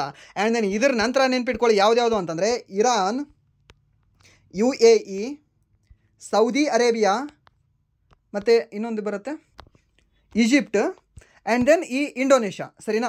ಸೊ ಇವುಗಳನ್ನು ನೆನ್ಪಿಟ್ಕೊಳ್ಳಿ. 5 ಆಯಿತು. ಇದು 5 ಪ್ಲಸ್ ಅದು 5 ಎಷ್ಟಾಗುತ್ತೆ ಅಂದರೆ 10 ಆಗುತ್ತೆ. ಸೊ ಇದನ್ನು ಈ ಲಾಸ್ಟ್ 10ನೇದು ಯಾವುದು ಅಂತ ಕೇಳಿದ ಪ್ರಶ್ನೆನ ಯಾವುದರಲ್ಲಿ ನಿಮ್ಮ RRB NTPC ಅಂಡರ್ ಗ್ರಾಜುಯೇಟ್ ಎಕ್ಸಾಮಲ್ಲಿ ಕೇಳಿದೆ ನೋಡಿ. 10ನೇದು ಯಾವುದು ಅಂತ ಇಂಡೋನೇಷ್ಯಾ ಇದೆ. ಸೊ ಅದನ್ನು ನೆನ್ಪಿಟ್ಕೊಳ್ಳಿ. ಕೇಳ್ತಾನೆ ಇಂಪಾರ್ಟೆಂಟ್ ಇದೆ. ಇಂಡೋನೇಷ್ಯಾದ ಇದು ಯಾವುದಿದೆ, ಕಾಯಿನ್ ಯಾವುದಿದೆ? ರುಪಿಯಾ ಅಂತಲೇ ಇದೆ ನೋಡಿ, ಸರಿನಾ. ನಮ್ಮ ಭಾರತದ ರೂಪಾಯಿ ಇದ್ದರೆ ಅಲ್ಲಿ ರುಪಿಯಾ ಅಂತ ಇದೆ, ಅದು ಕೂಡ ಗೊತ್ತಿರಲಿ ನಿಮಗೆ. ಆ್ಯಂಡ್ ದೆನ್ ನೆಕ್ಸ್ಟ್ ಪ್ರಶ್ನೆ, ವಿಶ್ವಸಂಸ್ಥೆ ಸ್ಥಾಪನೆ ಆಗಿದೆ 1945ರಲ್ಲಿ. ಆ್ಯಂಡ್ ದೆನ್ ನೆಕ್ಸ್ಟ್ ಪ್ರಶ್ನೆ, ಮೌರ್ಯ ಸಾಮ್ರಾಜ್ಯದ ರಾಜಧಾನಿಯು ಯಾವುದಾಗಿತ್ತು ಅಂತ ಕೇಳಿದ್ರೆ, ಮೌರ್ಯ ಸಾಮ್ರಾಜ್ಯದ ಟೋಟಲಿ 5 ರಾಜಧಾನಿಗಳಿಗೆ ಬರ್ತವೆ. ಯಾವುದ್ಯಾವ್ದು ರಾಜಧಾನಿ? ಸೊ ಜಸ್ಟ್ ರಾಜಧಾನಿ ಅಂತ ಕೇಳಿದ್ರೆ ಪಾಟಲಿಪುತ್ರ, ಸೆಂಟ್ರಲ್ಲಿ ಪಾಟಲಿಪುತ್ರ, ಸರಿನಾ. ಸೆಂಟರಲ್ಲಿ ಯಾವುದು ಅಂದರೆ ಪಾಟಲಿಪುತ್ರ. ಆ್ಯಂಡ್ ದೆನ್ ಅದರ ಪೂರ್ವದ ರಾಜಧಾನಿ ಯಾವುದು ಅಂದರೆ ತೋಸಾಲಿ ಅಂತ ಬರುತ್ತೆ. ಯಾವುದು? ತೋಸಾಲಿ ಅಂತ. ಸಾಲಿಗೆ ಹೋಗಬೇಕು. ಇಷ್ಟಲ್ಲಿ ಹೋದರೆ ನೀವು ಪೂರ್ವಕ್ಕೆ ಹೋದರೆ ನೀವು ಸಾಲಿ ಕಲಿತೀರಾ, ಮೀನ್ಸ್ ಶಾಲೆಗೆ ಹೋಗ್ತೀರಾ ತೋಸಾಲಿಗೆ. ಆ್ಯಂಡ್ ದೆನ್ ಪಶ್ಚಿಮಕ್ಕೆ ಹೋದರೆ ಉಜ್ಜಯಿನಿ, ಸರಿನಾ. ಬಟ್ಟೆ ಉಜ್ಜಬೇಕಾಗುತ್ತೆ, ಪಶ್ಚಿಮಕ್ಕೆ ಹೋಗಬೇಡಿ, ಸರಿನಾ, ಮುಳುಗ್ಬಿಡ್ತೀರಾ. ಆ್ಯಂಡ್ ದೆನ್ ಉತ್ತರಕ್ಕೆ ಹೋದರೆ ಅಲ್ಲಿ ತಕ್ಷಶಿಲಾ, ತಕ್ಕ ಪಾಠ ಆಗುತ್ತೆ, ತಕ್ಷಶಿಲಾ, ಸರಿನಾ. ಆ್ಯಂಡ್ ದೆನ್ ದಕ್ಷಿಣಕ್ಕೆ ಹೋದರೆ ಸುವರ್ಣಗಿರಿ, ಆಗಿನ ಸುವರ್ಣಗಿರಿಯೇ ಈಗಿನ ಕನಕಗಿರಿ. ಯಾರ್ಯಾರು ಕೊಪ್ಪಳದವ್ರು ಇದ್ರೆ ಒಂದ್ಸರಿ ಹಾಯ್ ಹಾಕ್ಬಿಡಿ, ಸರಿನಾ. ಸುವರ್ಣಗಿರಿ, ಈ ಸುವರ್ಣಗಿರಿ ಏನಿದೆ ಅಲ್ವಾ, ದಕ್ಷಿಣದ ರಾಜಧಾನಿ ಆಗಿತ್ತು. ಮೌರ್ಯರ ಪೂರ್ವದ ರಾಜಧಾನಿ ಯಾವುದು? ತೋಸಾಲಿ. ಪಶ್ಚಿಮದ ರಾಜಧಾನಿ ಯಾವುದು? ಉಜ್ಜಯಿನಿ. ಉತ್ತರದ ರಾಜಧಾನಿ ಯಾವುದು? ತಕ್ಷಶಿಲಾ. ದಕ್ಷಿಣದ ರಾಜಧಾನಿ ಯಾವುದು? ಸುವರ್ಣಗಿರಿ. ಆ ಸುವರ್ಣಗಿರಿಯನ್ನು ಪ್ರಸ್ತುತ ನಾವು ಕನಕಗಿರಿ ಎಂದು ಕರೆಯುತ್ತೇವೆ. ಅದು ಕೊಪ್ಪಳ ಜಿಲ್ಲೆಯಲ್ಲಿ ಕಂಡುಬರ್ತದೆ. ಇವಾಗ ಅದು ತಾಲೂಕು ಕೂಡ ಆಗಿದೆ, ಕನಕಗಿರಿ, ಹೌದಲ್ವಾ. ಕನಕಗಿರಿ ತಾಲೂಕಿದೆ ಅದು. ಎಲ್ಲಿ ಗಂಗಾವತಿಗೆ ಹೋಗುವಾಗ ಅಲ್ಲೇ ನಿಯರಲ್ಲಿ ನಿಮ್ಗೆ ಕಂಡು ಬರುತ್ತೆ. ಇಲ್ಲಿ ನಮ್ಮೂರಿಂದ ಹೋಗುವಾಗ ಹೇಳ್ತಿದ್ದೆ ನಾನು, ಸರಿನಾ. ಆ್ಯಂಡ್ ದೆನ್ ಇದು ನೆನ್ಪಿಟ್ಕೊಳ್ಳಿ, ಕೇಳ್ತಾನೆ ಇದನ್ನು ಪ್ರಶ್ನೆನ, ಇಂಪಾರ್ಟೆಂಟ್ ಇದೆ. ಆ್ಯಂಡ್ ದೆನ್ ಮೌರ್ಯ ಸಾಮ್ರಾಜ್ಯದ ಮೊದಲ ದೊರೆ ಯಾರು? ಚಂದ್ರಗುಪ್ತ ಮೌರ್ಯ. ಅದನ್ನು ಸಾಮ್ರಾಜ್ಯವನ್ನು ಕಟ್ಟಲಿಕ್ಕೆ ಸಹಾಯ ಮಾಡಿದವರು ಯಾರು? ಚಾಣಕ್ಯನ ಇನ್ನೊಂದು ಹೆಸರೇನು? ವಿಷ್ಣುಗುಪ್ತನ ಇನ್ನೊಂದು ಹೆಸರೇನು? ಕೌಟಿಲ್ಯ ಅಂತ ನಾವು ಹೇಳ್ತೀವಿ, ಸರಿನಾ. 3 ಕೂಡ ಇವರ ಹೆಸರೇ ಇದೆ. ಇವರ ಬುಕ್ ಯಾವುದು ಅಂದರೆ ಅರ್ಥಶಾಸ್ತ್ರ ಬುಕ್ ಅಂತ ಇದೆ. ಆ ಒಂದು ಬುಕ್ಕಲ್ಲಿ ಸಪ್ತಾಂಗ ಸಿದ್ಧಾಂತದ ಬಗ್ಗೆ ಹೇಳಲ್ಪಟ್ಟಿದೆ, ಸರಿನಾ. ಇವರ ಒಂದು ಆಸ್ಥಾನಕ್ಕೆ ಭೇಟಿ ನೀಡಿರ್ತಕ್ಕಂಥ ಒಬ್ಬ ವಿದೇಶಿಗೆ ಯಾರು ಅಂದರೆ ಮೆಗಾಸ್ಥಾನಿಸ್ ಅಂತ ಹೇಳ್ತೀವಿ. ಮೆಗಾಸ್ಥಾನಿಸ್ನ ಪುಸ್ತಕ ಯಾವುದು ಅಂದರೆ ಈ ಒಂದು ಇಂಡಿಕಾ ಅನ್ನುವ ಪುಸ್ತಕ. ಹಾಗಾದರೆ ಮೆಗಾಸ್ಥಾನಿಸ್ ಯಾರ ರಾಯಭಾರಿ ಅಂತ ಕೇಳ್ತಾನೆ? ಯಾರ ಒಬ್ಬ ರಾಜ್ಯದ ವ್ಯಕ್ತಿ ಅಂತ ಕೇಳ್ತಾನೆ. ಯಾವಾಗಲೂ ಹೇಳಬೇಕಾಗುತ್ತೆ ಸೆಲ್ಯೂಕಸ್ ನಿಕೇಟರ್ನ ರಾಯಭಾರಿಯಾಗಿದ್ದ ಅಂತ. ಯಾವುದು? ಸೆಲ್ಯೂಕಸ್ ನಿಕೇಟರ್ನ ರಾಯಭಾರಿ ಅಂದ್ರೆ ಯಾರು ಅಂದರೆ ಈ ಒಂದು ಮೆಗಾಸ್ಥಾನಿಸ್ ಅಂತ ನೆನ್ಪಿಟ್ಕೊಳ್ಳಿ, ಕೇಳಬಹುದು. ಆ್ಯಂಡ್ ದೆನ್ ನೆಕ್ಸ್ಟ್ ಪ್ರಶ್ನೆ, 13ನೇ ಪ್ರಶ್ನೆ, 2023ರ ಜನವರಿಯಲ್ಲಿ ತಮ್ಮ ರಾಜ್ಯದಲ್ಲಿನ ಸರ್ಕಾರಿ ನೌಕರಿಗಳಲ್ಲಿ ಸ್ಥಳೀಯ ಮಹಿಳೆಯರಿಗೆ 30% ಸಮತಲ ಮೀಸಲಾತಿಯನ್ನು ಒದಗಿಸುವ ಕಾನೂನನ್ನು ಯಾವ ರಾಜ್ಯ ಸರ್ಕಾರವು ಜಾರಿಗೆ ತಂದಿದೆ ಅಂತ ಕೇಳಿದ್ದೇನೆ. ಯಾವ ರಾಜ್ಯ ಸರ್ಕಾರ ಜಾರಿಗೆ ತಂದಿದೆ? ಉತ್ತರಾಖಂಡ್ ರಾಜ್ಯ ಸರ್ಕಾರ ಜಾರಿಗೆ ತಂದಿದೆ, ಸರಿನಾ. ಸಿಂಪಲ್ ಆಗಿರ್ತಕ್ಕಂಥ ಪ್ರಶ್ನೆ, ನೆನ್ಪಿಟ್ಕೊಳ್ಳಿ. ಆ್ಯಂಡ್ ದೆನ್ UCCಯನ್ನು ತಂದಿರತಕ್ಕಂಥ ರಾಜ್ಯವು ಕೂಡ ಇದೇ ಒಂದು ರಾಜ್ಯ, ಉತ್ತರಾಖಂಡ. ಯೂನಿಫಾರ್ಮ್ ಸಿವಿಲ್ ಕೋಡ್ ಅಂತ ಕರಿತೀವಿ, ಇಲ್ಲಾಂದರೆ ಏಕರೂಪ ನಾಗರಿಕ ಸಮಿತಿ ಅಂತ ಕರಿತೀವಿ ಕನ್ನಡದಲ್ಲಿ. ಎಷ್ಟನೇ ವಿಧಿಯಲ್ಲಿ ಹೇಳಲ್ಪಟ್ಟಿದೆ ಇದರ ಬಗ್ಗೆ ಅಂತಂದರೆ 44ನೇ ವಿಧಿಯಲ್ಲಿ ಹೇಳಲ್ಪಟ್ಟಿದೆ. ಸೊ ನಮ್ಮ ಭಾರತದಲ್ಲಿ ಈ UCCಯನ್ನು ಅಳವಡಿಸಿಕೊಂಡಿರ್ತಕ್ಕಂಥ 2ನೇ ಮೊದಲನೇ ರಾಜ್ಯ ಯಾವುದಂದ್ರೆ ಉತ್ತರಾಖಂಡ. ಸ್ವತಂತ್ರದ ನಂತರ ಅಳವಡಿಸ್ಕೊಂಡಿರ್ತಕ್ಕಂಥ ಮೊದಲ ರಾಜ್ಯ ಯಾವುದಂದ್ರೆ ಉತ್ತರಾಖಂಡ. ಸರ್ ಹಾಗಾದರೆ ಇದಕ್ಕಿಂತ ಸ್ವತಂತ್ರದ ಪೂರ್ವದಲ್ಲಿ ಯಾರಾದರೂ ಅಳವಡಿಸ್ಕೊಂಡಿದ್ರಾ? ಹೌದು, ಗೋವಾದವರು ಇದ್ದರು. ಯಾಕಂದರೆ ಪೋರ್ಚುಗೀಸರಲ್ಲಿ ಇದನ್ನು UCCನ ಅಳವಡಿಸಿದ್ರು ಸ್ವತಂತ್ರ ಪೂರ್ವದಲ್ಲೇ. ಆ್ಯಂಡ್ ದ ನೆಕ್ಸ್ಟ್ ಪ್ರಶ್ನೆ, 14ನೇ ಪ್ರಶ್ನೆ, ಭಾರತೀಯ ಸಂವಿಧಾನದ ಪ್ರಕಾರ ಯಾವ ಸಂದರ್ಭಗಳಲ್ಲಿ ಕೆಲವು ಮೂಲಭೂತ ಹಕ್ಕುಗಳನ್ನು ಅಮಾನ್ಯತೆಗೊಳಿಸಬಹುದು ಅಂತ ಹೇಳಿದಾನೆ. ಅಮಾನ್ಯತೆ ಯಾವಾಗ ಗೊಳಿಸ್ತೀರಾ ನೀವು ಮೂಲಭೂತ ಹಕ್ಕುಗಳನ್ನು? ಏನಿಲ್ಲ, ಯುದ್ಧ ಅಥವಾ ಇಲ್ಲಾಂದರೆ ಬಾಹ್ಯ ಆಕ್ರಮಣದಂತಹ ತುರ್ತು ಪರಿಸ್ಥಿತಿಗಳಲ್ಲಿ ಇದನ್ನು ನಾವು ರದ್ದನ್ನು ಪಡಿಸಬಹುದು. ಸರಿನಾ? ತುರ್ತು ಅಥವಾ ಬಾಹ್ಯ ಆಕ್ರಮಣದಂಥದ್ದು ಮೀನ್ಸ್ 352ನೇ ವಿಧಿಯ ಅನ್ವಯ ಇವುಗಳನ್ನು ನಾವು ರದ್ದುಪಡಿಸ್ತೀವಿ. ಸರಿನಾ? ಬಟ್ 20 ಮತ್ತು 21ನೇ ವಿಧಿ ಏನಿದೆ ಅಲ್ವಾ, ಯಾವುದೇ ಕಾಲಕ್ಕೂ ಕೂಡ ರದ್ದಾಗೋದಿಲ್ಲ. ಸರಿಯಾಗಿ ಗೊತ್ತಿರೋ ಕೇಳ್ಬೋದು ನಿಮಗೆ. ಆ್ಯಂಡ್ ನೆಕ್ಸ್ಟ್ ಪ್ರಶ್ನೆ ಇಲ್ಲಿ, ಓಕೆ, ರಾಷ್ಟ್ರೀಯ ತುರ್ತು ಪರಿಸ್ಥಿತಿ ಅಂದರೆ 352, ರಾಜ್ಯ ತುರ್ತು ಪರಿಸ್ಥಿತಿ ಅಂದರೆ 356, ಇಲ್ಲಾಂದರೆ ರಾಷ್ಟ್ರಪತಿ ಆಡಳಿತ ಅಂದರೂ ಕೂಡ 356. ಆ್ಯಂಡ್ ದೆನ್ ಈ ಒಂದು ಹಣಕಾಸಿನ ತುರ್ತು ಪರಿಸ್ಥಿತಿ ಅಥವಾ ಆರ್ಥಿಕ ತುರ್ತು ಪರಿಸ್ಥಿತಿ ಅಂದರೆ 360 ಅಂತ ಹೇಳಬೇಕಾಗುತ್ತೆ. ಸೊ ಹಣಕಾಸಿನ ತುರ್ತು ಪರಿಸ್ಥಿತಿಯನ್ನು ಎಷ್ಟು ಬಾರಿ ಹೇರಿದ್ದಾರೆ? 0 ಬಾರಿ ಹೇರಿದ್ದಾರೆ. ಇಲ್ಲಿ ನೋಡಿ, ಲಾಸ್ಟ್ 0 ಇದೆಯಲ್ವಾ, ಸೊ 0 ಬಾರಿ ಹೇರಿದ್ದಾರೆ. ಸೊ ಮೀನ್ಸ್ ಒಂದು ಸಾರಿ ಹೇರಿಲ್ಲ. ಆ್ಯಂಡ್ ದೆನ್ ರಾಷ್ಟ್ರೀಯ ತುರ್ತು ಪರಿಸ್ಥಿತಿ ಎಷ್ಟು ಸಾರಿ ಹೇರಿದ್ದಾರೆ ಅಂತ ಕೇಳ್ತಾನೆ, 3 ಬಾರಿ ಹೇರಿದ್ದಾರೆ. ಸೊ ಇಲ್ಲಿ ಫಸ್ಟ್ 3 ಇದೆಯಲ್ವಾ, ಇದನ್ನ ನೆನ್ಪಿಟ್ಕೊಳ್ಳಿ. ಆ್ಯಂಡ್ ದೆನ್ ಕರ್ನಾಟಕದಲ್ಲಿ ರಾಷ್ಟ್ರಪತಿಯ ಆಳ್ವಿಕೆ ಎಷ್ಟು ಬಾರಿ ಹೇಳಿದ್ದಾರೆ ಅಥವಾ ರಾಜ್ಯ ತುರ್ತು ಪರಿಸ್ಥಿತಿ ಎಷ್ಟು ಬಾರಿ ಹೇಳಿದ್ದಾರೆ? ಸೊ ಇಲ್ಲಿ 6 ಇದೆ ಅಲ್ವಾ, ಇದನ್ನ 6 ಅಂತ ನೆನ್ಪಿಟ್ಕೊಳ್ಳಿ. ಕರ್ನಾಟಕದಲ್ಲಿ ಇದನ್ನು ಹೇಳ್ತಾ ಇದ್ದೀನಿ. ಕರ್ನಾಟಕದಲ್ಲಿ ಏನು ಸೆಂಟ್ರಲ್ ಕೇಳಲ್ಲ, ಬಟ್ ಸುಮ್ಮನೆ ನೆನಪಿರಲಿ ಅಷ್ಟೇ, ಕರ್ನಾಟಕ ಎಕ್ಸಾಮ್ ಬರೆದ್ರೆ ನೀವು. ಬಟ್ ಆರ್ಥಿಕ ತುರ್ತು ಪರಿಸ್ಥಿತಿ 1 ಬಾರಿಯೂ ಕೂಡ ಹೇರಿಲ್ಲ, ಗೊತ್ತಿರಲಿ. ಬಟ್ 1991ನಲ್ಲಿ ಹೇರಬಹುದಾದಂಥ ಪರಿಸ್ಥಿತಿ ಬಂದಿತ್ತು. ಬಟ್ ಆವಾಗಲೂ ಕೂಡ ಈ ಒಂದು IMF ನಮಗೆ ಹೆಲ್ಪ್ ಮಾಡಿರೋ ರೀಸನಿಂದ ನಾವು ಅವಾಗಲೂ ಕೂಡ ಹೇರಲಿಲ್ಲ. ಆ್ಯಂಡ್ ದೆನ್ ನೆಕ್ಸ್ಟ್ ಪ್ರಶ್ನೆ, ಕಲಾಪಂ ಎಂಬ ಶ್ರೀಕೃಷ್ಣ ಮತ್ತು ಆತನ ರಾಣಿ ಸತ್ಯಭಾಮೆಯ ಕಥೆಯೊಂದಿಗೆ ಈ ಕೆಳಗಿನ ಯಾವ ನೃತ್ಯ ಪ್ರಕಾರವು ಸಂಬಂಧಿಸಿದೆ? ಯಾವುದು? ಭಾಮ ಕಲಾಪಂ. ಭಾಮ ಅಂತಂದರೆ ಏನು? ರುಕ್ಮಿಣಿ ಅಲ್ವಾ ಅದ್ರ ಮೀನಿಂಗ್? ಸೊ ಆ ಒಂದು ಭಾಮ ಕಲಾಪಂ ಎಂಬ ಶ್ರೀಕೃಷ್ಣ ಮತ್ತು ಆತನ ರಾಣಿ ಸತ್ಯಭಾಮೆ ಅದು ಆ್ಯಕ್ಚುಲಿ ಸತ್ಯಭಾಮೆಯ ಕಥೆಯೊಂದಿಗೆ ಈ ಕೆಳಗಿನ ಯಾವ ನೃತ್ಯ ಪ್ರಕಾರವು ಸಂಬಂಧ ಹೊಂದಿದೆ ಅಂತ ಕೇಳಿದ್ದಾನೆ. ಭಾಮ ಕಲಾಪಂ ಅಂತಂದರೆ ಒಟ್ಟಿನಲ್ಲಿ ಶ್ರೀಕೃಷ್ಣನ ಸಂಬಂಧಿಸಿರತಕ್ಕಂಥ ಒಂದು ನೃತ್ಯವಾಗಿದೆ. ಯಾವುದಂದರೆ ಕುಚಿಪುಡಿ ನೃತ್ಯ. ಯಾವ ರಾಜ್ಯದಲ್ಲಿ ಕಂಡುಬರುತ್ತೆ? ಇದು ಆಂಧ್ರ ಪ್ರದೇಶ ರಾಜ್ಯದಲ್ಲಿ ಈ ಒಂದು ಕುಚಿಪುಡಿ ನೃತ್ಯ ಕಂಡುಬರುತ್ತದೆ. ಸರಿನಾ? ಯಾವುದು? ಕುಚಿಪುಡಿ ನೃತ್ಯ. ಆ್ಯಂಡ್ ದೆನ್ ರಾಧಾ ರೆಡ್ಡಿ ಎದಕ್ಕೆ ಸಂಬಂಧ ಹೊಂದಿದ್ದಾರೆ? ಇದೇ ಒಂದು ಕುಚಿಪುಡಿಗೆ ಸಂಬಂಧ ಹೊಂದಿದ್ದಾರೆ. ಸರಿನಾ? ಗೊತ್ತಿರಲಿ, ಕೇಳ್ಬೋದು ನಿಮಗೆ. ಆ್ಯಂಡ್ ದೆನ್ ಮಹಾಪಾತ್ರ, ಕೇಳುಚರಣ ಮಹಾಪಾತ್ರ ಒಡಿಸಿಗೆ ಸಂಬಂಧ ಹೊಂದಿದ್ದಾರೆ. ಆ್ಯಂಡ್ ದೆನ್ ಈ ಒಂದು ಯಾರು? ಗೀತಾಚಂದ್ರನ್ ಎದಕ್ಕೆ ಸಂಬಂಧ ಹೊಂದಿದ್ದಾರೆ? ಭರತನಾಟ್ಯಕ್ಕೆ ಸಂಬಂಧ ಹೊಂದಿದ್ದಾರೆ. ಆ್ಯಂಡ್ ದೆನ್ ಇಲ್ಲಿ ಕಥಕ್ಗೆ ಸಂಬಂಧ ಹೊಂದಿರೋರು ಯಾರು? ಬಿರ್ಜು ಮಹಾರಾಜ್, ಶಂಭು ಮಹಾರಾಜ್ ಮತ್ತು ಸೀತಾರಾದೇವಿ ಅಂತ ಕೂಡ ಹೇಳ್ತೀವಿ. ಸರಿನಾ? ಸೀತಾರಾದೇವಿ ನೆನ್ಪಿಟ್ಕೊಳ್ಳಿ. ಮಹಾರಾಜ್ನ ನೀವು ನೆನ್ಪಿಟ್ಕೊಂಡಿರ್ತೀರ, ಬಟ್ ಸೀತಾರಾದೇವಿಯನ್ನು ನೆನ್ಪಿಟ್ಕೊಳ್ಳಿ. ಆ್ಯಂಡ್ ದೆನ್ ನೆಕ್ಸ್ಟ್ ಪ್ರಶ್ನೆ, 16ನೇ ಪ್ರಶ್ನೆ, ಡ್ಯಾಶ್ ಎಂಬುದು ಕ್ರಿಕೆಟ್ನ ಶಾಟ್ ಆಗಿದ್ದು ಇಲ್ಲಿ ಆಟಗಾರನನ್ನು ತನ್ನ ಬ್ಯಾಟನ್ನು ಲಂಬವಾಗಿ ತಿರುಗಿಸಿ ಚೆಂಡನ್ನು ನೆಲದ ಮೇಲೆ ಹೊಡೆಯುತ್ತಾನೆ. ಚೆಂಡು ಕವರ್ ಮತ್ತು ಮಿಡ್ ಆಫ್ ಕ್ಷೇತ್ರದ ನಡುವೆ ನುಗ್ಗುತ್ತದೆ. ಏನಿಲ್ಲ, ಇಷ್ಟೆಲ್ಲವೂ ಕೂಡ ಕೊಡೋದು ಬೇಕಾಗಿಲ್ಲ. ಇಲ್ಲಿ ಲಾಸ್ಟ್ ಲೈನ್ ಕೊಟ್ಟಿದ್ದಾನಲ್ಲಿ ಸಾಕಿದು. ಚೆಂಡು ಕವರ್ ಮತ್ತು ಮಿಡ್ ಆಫ್ ಕ್ಷೇತ್ರದ ನಡುವೆ ಹೋಗ್ತದೆ. ಅದು ಯಾವ ಡ್ರೈವ್ ಅಂತ ಹೇಳ್ತೀವಿ? ಅದನ್ನು ಆನ್ ಡ್ರೈವ್ ಅಂತ ಹೇಳ್ತೀವ? ಇದು ಎಕ್ಸಾಕ್ಟ್ ಡೆಡ್ ಅಪೋಸಿಟ್. ಇದು ಆಫ್ ಇದೆಲ್ಲ ಮೀನ್ಸ್ ಇದು ಅಪೋಸಿಟ್ ಅಂತ ಹೇಳ್ತೀವಿ ಇದಕ್ಕೆ ಕೊಟ್ಟಿರತಕ್ಕಂಥ ಮಾಹಿತಿಗೆ. ಚೆಂಡು ಕವರ್ ಮತ್ತು ಮಿಡ್ ಆಫ್ ಏನಿದೆ ಅಲ್ವಾ, ಅಲ್ಲಿ ಹೋಗೋದು ಯಾವುದಂದ್ರೆ ಆಫ್ ಡ್ರೈವ್ ಅಂತ ಹೇಳ್ತೀವಿ. ಆ್ಯಂಡ್ ಸ್ಟ್ರೇಟ್ ಡ್ರೈವ್ ಅಂದರೆ ಹೇಗೆ? ಮುಂದೆ ಹೋಗ್ತಾನಲ್ವಾ, ಮೀನ್ಸ್ ಅಂಪೈರ್ ಮುಂದ್ಗಡೆ ಏನು ಹೊಡಿತಾರಲ್ವಾ, ಸೊ ಅದನ್ನು ನಾವು ಸ್ಟ್ರೇಟ್ ಡ್ರೈವ್ ಅಂತ ಹೇಳ್ತೀವಿ. ಸ್ಟ್ರೇಟ್ ಡ್ರೈವ್ಗೆ ಫೇಮಸ್ ಯಾರಿದ್ದಾರೆ? ಸಚಿನ್ ತೆಂಡೂಲ್ಕರ್. ಸರಿನಾ? ಆ್ಯಂಡ್ ಇನ್ನೊಬ್ರು ಯಾರಿದ್ದಾರೆ? ಅಜಿಂಕ್ಯ ರಹಾನೆ ಅವರು. ಸರಿನಾ? ಅಜಿಂಕ್ಯ ರಹಾನೆ ಅವರು ಕೂಡ ಸ್ಟ್ರೇಟ್ ಡ್ರೈವನ್ನ ಸಕ್ಕದಾಗಿ ಹೊಡಿತಾರೆ ಅವರು. ಸರಿನಾ? ಅದು ಕೂಡ ನಿಮಗೆ ಗೊತ್ತಿರಲಿ. ಆ್ಯಂಡ್ ದೆನ್ ಈ ಒಂದು ಆಫ್ ಡ್ರೈವನ್ನು ಯಾರು ಮಾಡ್ತಾರೆ? ಆಫ್ ಡ್ರೈವ್ ಅಂತ ಕವರ್ ಡ್ರೈವನ್ನ ಜಾಸ್ತಿ ಹೊಡೆಯೋರು ಯಾರು ಅಂತಂದರೆ ಒಂದು ಈ ಪಾಯಿಂಟಿಂಗ್ ಅವರು. ಆ್ಯಂಡ್ ದೆನ್ ಇನ್ನೊಂದು ನಮ್ಮ ಇಂಡಿಯಾದ ವಿರಾಟ್ ಕೊಹ್ಲಿ ಅವರು. ಇದು ಕೂಡ ನಿಮ್ಗೆ ಗೊತ್ತಿರಲಿ. And then front foot defence ಇದನ್ನು ಜಾಸ್ತಿಯಲ್ಲಿ ಇದನ್ನು ಯೂಸ್ ಮಾಡ್ತಾನೆ ಅಂತ ಕೇಳ್ತಾನೆ. ಮೀನ್ಸ್ T20 ಅಥವಾ ODI ಟೆಸ್ಟಲ್ಲಿ ಅಂತ ಹೇಳಬೇಕಾಗುತ್ತೆ. ಯಾವುದು? ಫ್ರಂಟ್ ಫುಟ್ ಡಿಫೆನ್ಸ್ ಅಂತ ಹೇಳ್ತೀವಿ. ಸರಿನಾ? ಇದು ಕೂಡ ಗೊತ್ತಿರಲಿ ನಿಮಗೆ. ಆ್ಯಂಡ್ ದೆನ್ ನೆಕ್ಸ್ಟ್ ಪ್ರಶ್ನೆ, ಅಂಕಿತಾ ರೇನಾ ಅವರು ಈ ಕೆಳಗಿನ ಯಾವ ಆಟವನ್ನು ಆಡುತ್ತಾರೆ ಅಂತ ಕೇಳಿದ್ದಾನೆ. ಅಂಕಿತಾ ರೇನಾ ಅವರು ಯಾವ ಆಟವನ್ನು ಆಡುತ್ತಾರೆ ಅಂತ ನೋಡಿದ್ರೆ ಲಾನ್ ಟೆನಿಸ್ ಅನ್ನ ಆಟವನ್ನು ಆಡುತ್ತಾರೆ. ಯಾರು? ಅಂಕಿತಾ ರೇನಾ ಅವರು. ಸರಿನಾ? ಅಂಕಿತಾ ರೇನಾ ಅವರು ಯಾವುದು ಅಂದರೆ ಲಾನ್ ಟೆನಿಸ್ ಅಂತ ನಾವು ಹೇಳ್ತೀವಿ. ಯಾವುದು? Lawn tennis. ಇನ್ನೊಂದು ಯಾವ್ದು ಬರುತ್ತೆ ಸರ್? ಲಾನ್ ಟೆನಿಸ್ ಅಂತ ಯಾಕೆ ಕೊಡಬೇಕು? ಜಸ್ಟ್ ಟೆನಿಸ್ ಅಂತ ಕೊಟ್ಟರೆ ಸಾಕಲ್ಲ. ಇನ್ನೊಂದು ಬರುತ್ತೆ ಟೇಬಲ್ ಟೆನಿಸ್ ಅಂತ. ಸರಿನಾ? TT ಅಂತ ಹೇಳ್ತೀವಿ. ಸೊ ಈ ಒಂದು TTಗೆ ಫೇಮಸ್ ಆಗಿರೋರು ಯಾರು ಹೇಳಿ ನೋಡೋಣ? ಅರ್ಚನಾ ಕಾಮತ್ ಅವರು. ಸರಿನಾ? ಅರ್ಚನಾ ಕಾಮತ್ ಅವರು ಇದಕ್ಕೆ ಅತಿ ಹೆಚ್ಚು ಇಂಪಾರ್ಟೆಂಟ್ ಆಗಿರ್ತಕ್ಕಂಥ ವ್ಯಕ್ತಿ ಆಗಿದ್ದಾರೆ ಟೇಬಲ್ ಟೆನಿಸ್ಗೆ. ಯಾಕಂದರೆ ರೀಸೆಂಟಾಗಿ ಅವರು ಒಲಿಂಪಿಕ್ಸಲ್ಲಿ ಕೂಡ ಭಾಗವನ್ನು ವಹಿಸಿದ್ರು. ಸೊ ಈ ಟೇಬಲ್ ಟೆನಿಸ್ ಏನಿದೆ ಅಲ್ವಾ, ಇದನ್ನು ಚೀನಾದಲ್ಲಿ ಪಿಂಗ್ ಪಾಂಗ್ ಅಂತ ಕರೀತಾರೆ. ಸೊ ಚೀನಾದ ಒಂದು ರಾಷ್ಟ್ರೀಯ ಆಟ ಯಾವುದು ಅಂದರೆ ಇದೇ ಒಂದು ಪಿಂಗ್ ಪಾಂಗ್. ನಮ್ಮ ಭಾರತ ದೇಶದ ರಾಷ್ಟ್ರೀಯ ಆಟ ಯಾವುದು ಹೇಳ್ಬೋದಾ? ಹಾಕಿನಾ? ಅಲ್ಲ. ಓಕೆ, ಇದು ಕೂಡ ಗೊತ್ತಿರಲಿ ನಿಮಗೆ. ಆ್ಯಂಡ್ ನೆಕ್ಸ್ಟ್ ಪ್ರಶ್ನೆ, 18ನೇ ಪ್ರಶ್ನೆ ಏನಿದೆ ಅಂತಂದರೆ ಭರತನಾಟ್ಯ ನೃತ್ಯ ಶೈಲಿಗೆ ನೀಡಿದ ಕೊಡುಗೆಗಾಗಿ ಈ ಕೆಳಗಿನವರಲ್ಲಿ ಯಾರಿಗೆ ಸಂಗೀತ ನಾಟಕ ಅಕಾಡೆಮಿಯಿಂದ ಪ್ರಶಸ್ತಿಯನ್ನು ನೀಡಲಾಯಿತು ಅಂತ ಕೊಟ್ಟಿದ್ದಾನೆ. ಸರಿನಾ? ಏನಿಲ್ಲ, ಭರತನಾಟ್ಯಕ್ಕೆ ಯಾರು ಸಂಬಂಧ ಹೊಂದಿದ್ದಾರೆ ಅಷ್ಟು ಸಿಕ್ಕರೆ ಸಾಕು ನಮಗೆ. ಇವಾಗ ಅಕೀಂ ಲಕ್ಷ್ಮೀದೇವಿ ಅದಕ್ಕೆ ಸಂಬಂಧ ಹೊಂದಿದ್ದಾರೆ ರೀ? ಮಣಿಪುರಿಗೆ ಸಂಬಂಧ ಹೊಂದಿದ್ದಾರೆ. ಮಣಿಪುರಿಯವರು, ಮಣಿಪುರದ ರಾಜ್ಯದವರು ಇವರು. ಯಾರು? ಅಕೀಂ ಲಕ್ಷ್ಮೀದೇವಿ ಅನ್ನೋರು. ಆ್ಯಂಡ್ ದೆನ್ ಮೌಲಿಕ್ ಶಾ ಅನ್ನೋರು ಯಾವ ಒಂದು ರಾಜ್ಯಕ್ಕೆ ಸಂಬಂಧ ಹೊಂದಿದವರಾಗಿದ್ದಾರೆ? ಯಾವ ಒಂದು ನೃತ್ಯಕ್ಕೆ ಸಂಬಂಧ ಹೊಂದಿದವರಾಗಿದ್ದಾರೆ? ಇವರು ಕಥಕ್ ನೃತ್ಯಕ್ಕೆ ಸಂಬಂಧ ಹೊಂದಿದವರಾಗಿದ್ದಾರೆ. ಕಥಕ್ UPಗೆ ಸಂಬಂಧ ಹೊಂದಿದೆ. ಆ್ಯಂಡ್ ದೆನ್ ಸುರಭ ಸೇನ್ ಅಲ್ಲ, ಅದು ಸುರೂಪ್ ಸೇನ್ ಅಂತ ಆಗಬೇಕಾಗಿತ್ತು, ಸರಿನಾ? ಸುರೂಪ್ ಆಗಬೇಕಾಗಿತ್ತು. ಸುರೂಪ್ ಸೇನ್ ಅವರು ಒಡಿಸ್ಸಿಗೆ ಸಂಬಂಧ ಹೊಂದಿರತಕ್ಕಂತಹ ವ್ಯಕ್ತಿಯಾಗಿದ್ದಾರೆ, ಸರಿನಾ? ಸೊ ಇಲ್ಲಿ ಉಳಿದಿರೋ ಯಾರು ಅಂದರೆ ರಾಧಾ ಶ್ರೀಧರ್ ಅವರು. ಈ ರಾಧಾ ಶ್ರೀಧರ್ ಅವರು ಭರತನಾಟ್ಯಕ್ಕೆ ಸಂಬಂಧವನ್ನು ಹೊಂದಿದ್ದಾರೆ. ಬಟ್ ಇಲ್ಲಿ ರಾಧಾ ಶ್ರೀಧರ್ ಅವರು ಹೇಗೆ ನೆನ್ಪಿಟ್ಕೊಳ್ತೀರಲ್ವಾ, ಇವರನ್ನು ಕೂಡ ನೆನ್ಪಿಟ್ಕೊಳ್ಳಿ. ಯಾರು? ಅಕಿಮ್, ಲಕ್ಷ್ಮೀದೇವಿ, ಮೌಲಿಕ್ ಶಾ, ಸುರೂಪ್ ಸೇನ್ ಮತ್ತು ರಾಧಾ ಶ್ರೀಧರ್ ಅವರು, ಸರಿನಾ? ಇವ್ರು 4 ಜನ ನೆನ್ಪಿಟ್ಕೊಳ್ಳಿ, ಇಂಪಾರ್ಟೆಂಟ್ ಇದ್ದಾರೆ. ಮತ್ತೆ ರಿಪೀಟ್ ಆಗುತ್ತೆ ಈ ಕ್ವಶನ್ ನಿಮಗೆ. ಮೀನ್ಸ್ ಈ ಕ್ವಶನ್ ಅಂದರೆ ಈ 4ರಲ್ಲಿ ಒಂದು ನಿಮಗೆ ರಿಪೀಟ್ ಆಗುತ್ತೆ.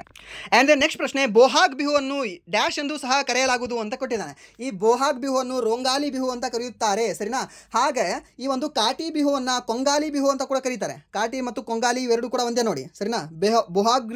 ಬೋಹಾಗ್ ಬಿಹು ಮತ್ತು ರಂಗೋಲಿ ಬಿಹು ಏನಿದೆ ಅಲ್ವಾ, ಇವೆರಡೂ ಕೂಡ ಒಂದೇ. ಹಾಗೆ ಈ ಒಂದು ಕಾಟಿ ಬಿಹು ಮತ್ತು ಕೊಂಗಾಲಿ ಬಿಹು ಅನ್ನೋದು ಕೂಡ ಎರಡೂ ಕೂಡ ಒಂದೇ, ಒಂದರ ಹೆಸರೇ ಇವೆರಡೂ ಕೂಡ ಇದೆ. ಆರ್ ಅಂತ ಮಾಡ್ಕೊಳ್ಬೋದು, ಇಲ್ಲಿ ಕೂಡ ಆರ್ ಅಂತ ಮಾಡ್ಕೊಳ್ಬೋದು. ಸೊ ಹಾಗಾದರೆ ಮಾಘ ಬಿಹುಗೆ ಇನ್ನೊಂದು ಏನಂತ ಕರೀತಾರೆ ಹೇಳ್ಬೋದಾ? ಭೋಗಾಲಿ ಬಿಹು ಅಂತ ಕರೀತಾರೆ. ಸಾರಿ, ಭೋಗಾಲಿ ಅಲ್ವಾ? ಹಾಂ, ಭೋಗಾಲಿ ಅಂತ ಕರೀತಾರೆ. ಓಕೆ. ಆ್ಯಂಡ್ ದೆನ್ ನೆಕ್ಸ್ಟ್ ಪ್ರಶ್ನೆ ಏನಿದೆ ಅಂತ ನೋಡಿದ್ರೆ, 2022ರ ಫಿಫಾ ವಿಶ್ವಕಪ್ ಗೆದ್ದ ದೇಶ ಯಾವುದು? ಯಾವುದು ಈ ದೇಶ? ಗೆದ್ದಿದ್ದು ಅರ್ಜೆಂಟೀನಾ ದೇಶ, ಸರಿನಾ? ಸೊ ಇಲ್ಲಿ ಫಿಫಾ ವರ್ಲ್ಡ್ ಕಪ್ ಮೇಲೆ 2 ಕ್ವಶನ್ ಕೇಳಿದೆ ನೋಡಿ ಈ ಶಿಫ್ಟಲ್ಲಿ, ಸರಿನಾ? ಸೊ ಇದೇ ರೀತಿ ನಿಮಗೆ ಬೇರೆ ಬೇರೆ ಕ್ವಶನ್ಗಳು ಕೂಡ ರಿಪೀಟ್ ಆಗೋ ಚಾನ್ಸಸ್ ಇರ್ತವೆ. ಸೊ ಇದು ಫಿಫಾ ವರ್ಲ್ಡ್ ಕಪ್ ನಿಮಗೆ ಆಲ್ ಟೈಮ್ ಹಾಟ್ ಫೇವ್ರೇಟ್ ಇದು ಟಾಪಿಕ್, ಇದು ಕ್ವಶನ್ ಪೇಪರ್ ತೆಗಿಯೋನಿಗೆ. ಸೊ ಇದನ್ನು ಕೇಳ್ತಾನೆ, ಇದನ್ನು ನೆನ್ಪಿಟ್ಕೊಳ್ಳಿ. ಆ್ಯಂಡ್ ದೆನ್ ನೆಕ್ಸ್ಟ್ ಈ 2022ರಲ್ಲಿ 4ನೇ ಸ್ಥಾನದಲ್ಲಿ ಬಂದಿರತಕ್ಕಂಥ ವ್ಯಕ್ತಿ ಯಾರು ಅಂತಂದರೆ, ಮೀನ್ಸ್ ದೇಶ ಯಾವುದು ಅಂದರೆ ಕ್ರೊವೇಷಿಯಾ ದೇಶ. ಇದನ್ನು ಕೂಡ ಕೇಳಿದ್ದಾನೆ. ಫಸ್ಟ್ ಯಾರು, ಸೆಕೆಂಡ್ ಯಾರು, ಥರ್ಡ್ ಯಾರು, ಫೋರ್ತ್ ಯಾರು ಅಂತ. ಸೊ ಸೆಕೆಂಡ್ ಯಾರು, ಥರ್ಡ್ ಯಾರು ಅಂತ ಹೇಳ್ಬೋದಾ? ಕಮೆಂಟ್ ಮಾಡ್ಬೋದು, ಯಾರಾದರೂ ಕಮೆಂಟ್ ಮಾಡಿ ನೋಡೋಣ. 2022ರಲ್ಲಿ ಫಿಫಾ ವರ್ಲ್ಡ್ ಕಪ್ಪನ್ನು ಮೀನ್ಸ್ ಫಸ್ಟ್ ರನ್ನರ್ ಅಪ್ ಯಾರು? ಫಸ್ಟ್ ರನ್ ಅಪ್ ಅಂದರೆ ಅವರು ಸೆಕೆಂಡ್ ಸ್ಥಾನದಲ್ಲಿ ಬಂದಿರ್ತಾರೆ, ಸೆಕೆಂಡ್ ರನ್ನರ್ ಅಪ್ ಅಂದರೆ ಅವರು ಥರ್ಡ್ ಸ್ಥಾನದಲ್ಲಿ ಬಂದಿರ್ತಾರೆ. ಸೊ ಅವರ ಹೆಸರನ್ನು ಮೀನ್ಸ್ ಅವ್ರ ದೇಶದ ಹೆಸರನ್ನು ನೀವು ಕಮೆಂಟ್ ಮಾಡಿ, ಸರಿನಾ? ಸೊ ಇದಾಗಿತ್ತು ಇಲ್ಲಿವರೆಗೆ R R B D group ಹಾಗೆ SSC GD MTS CHSL CGL ಹಾಗೆ ಸೆಂಟ್ರಲ್ ಗೌರ್ಮೆಂಟಿನ ವಿವಿಧ ಎಕ್ಸಾಮ್ಗಳಿಗೆ ಕೇಳಬಹುದಾದ ಪ್ರಮುಖ GK ಪ್ರಶ್ನೆಗಳ 360 ಆ್ಯಂಗಲಲ್ಲಿ ಡಿಸ್ಕಷನ್. ಸೊ ಹೇಗೆ ಅನ್ನಿಸ್ತು ಈ ಒಂದು ಡಿಸ್ಕಷನ್ ನಿಮಗೆ ಅಂತ ಒಂದು ನಿಮ್ಮ ಒಂದು ಕಾಮೆಂಟನ್ನು ಪ್ಲೀಸ್ ಡ್ರಾಪ್ ಮಾಡಿ ಅಂತ ಹೇಳ್ತಾ, ಹೇಗೆ ಚೆನ್ನಾಗಿ ಅನಿಸಿದೆಯಾ? ಓಕೆ, ಚೆನ್ನಾಗಿದೆ ಅಂತ ಹೇಳಿ. ಚೆನ್ನಾಗಿಲ್ವಾ? ಓಕೆ, ನಿಮಗೆ ನಾನು ಬಂದು ಕೇಳ್ತೇನೆ ಯಾಕೆ ಚೆನ್ನಾಗಿಲ್ಲ ಅಂತ ಹೇಳಿಬಿಡಿ, ಸರಿನಾ? ನಿಮ್ಮ ಒಪಿನಿಯನ್ನ ಶೇರ್ ಮಾಡ್ಕೊಳ್ಳಿ. ಒಟ್ಟಿನಲ್ಲಿ ನನಗೆ ಹೇಗೆ ಚೇಂಜ್ ಮಾಡ್ಕೊಳ್ಬೇಕು ಅಂತ ನನಗೆ ಗೊತ್ತಾಗುತ್ತೆ, ಸರಿನಾ? ಸೊ ಇಷ್ಟು ಹೇಳ್ತಾ ವಿಡಿಯೋನ ಇಲ್ಲಿಗೆ ಎಂಡ್ ಮಾಡ್ತಾ ಇದ್ದೀನಿ. ಒನ್ಸ್ ಅಗೇನ್ ಪ್ಲೀಸ್ ನಿಮಗೆ ವಿಡಿಯೋ ಇಷ್ಟ ಆದರೆ ವಿಡಿಯೋನ ಲೈಕ್ ಮಾಡಿ, ಸಬ್ಸ್ಕ್ರೈಬ್ ಮಾಡಿ. ಇಫ್ ನಿಮಗೆ ವಿಡಿಯೋ ಇಷ್ಟ ಆಗಲ್ಲ ಅಂದರೆ ಸೊ ಆಬ್ವಿಯಸ್ಲಿ ಡಿಸ್ಲೈಕ್ ಮಾಡಿ ಅಂತ ಹೇಳ್ತಾ, ಇಫ್ ವಿಡಿಯೋ ಇಷ್ಟ ಆಯಿತು ಅಂತಂದರೆ ಪ್ಲೀಸ್ ನಿಮ್ಮ ಫ್ರೆಂಡ್ಸ್ಗೂ ಕೂಡ ಶೇರ್ ಮಾಡಿ. ನಿಮ್ಮ ಫ್ರೆಂಡ್ಸ್ ಗ್ರೂಪಿಗೂ ಕೂಡ ಈ ಒಂದು ವಿಡಿಯೋನ ಶೇರ್ ಮಾಡಿ. ಸೊ ಅದು ಜಾಸ್ತಿ ಜನ ಹುಡುಗರಿಗೆ ಮೀನ್ಸ್ ವಿದ್ಯಾರ್ಥಿಗಳಿಗೆ ತಲುಪೋಕ್ಕೆ ಸ್ವಲ್ಪ ಸಹಾಯ ಆಗುತ್ತೆ, ಸರಿನಾ? Once again thank you so much and ಧನ್ಯವಾದಗಳು.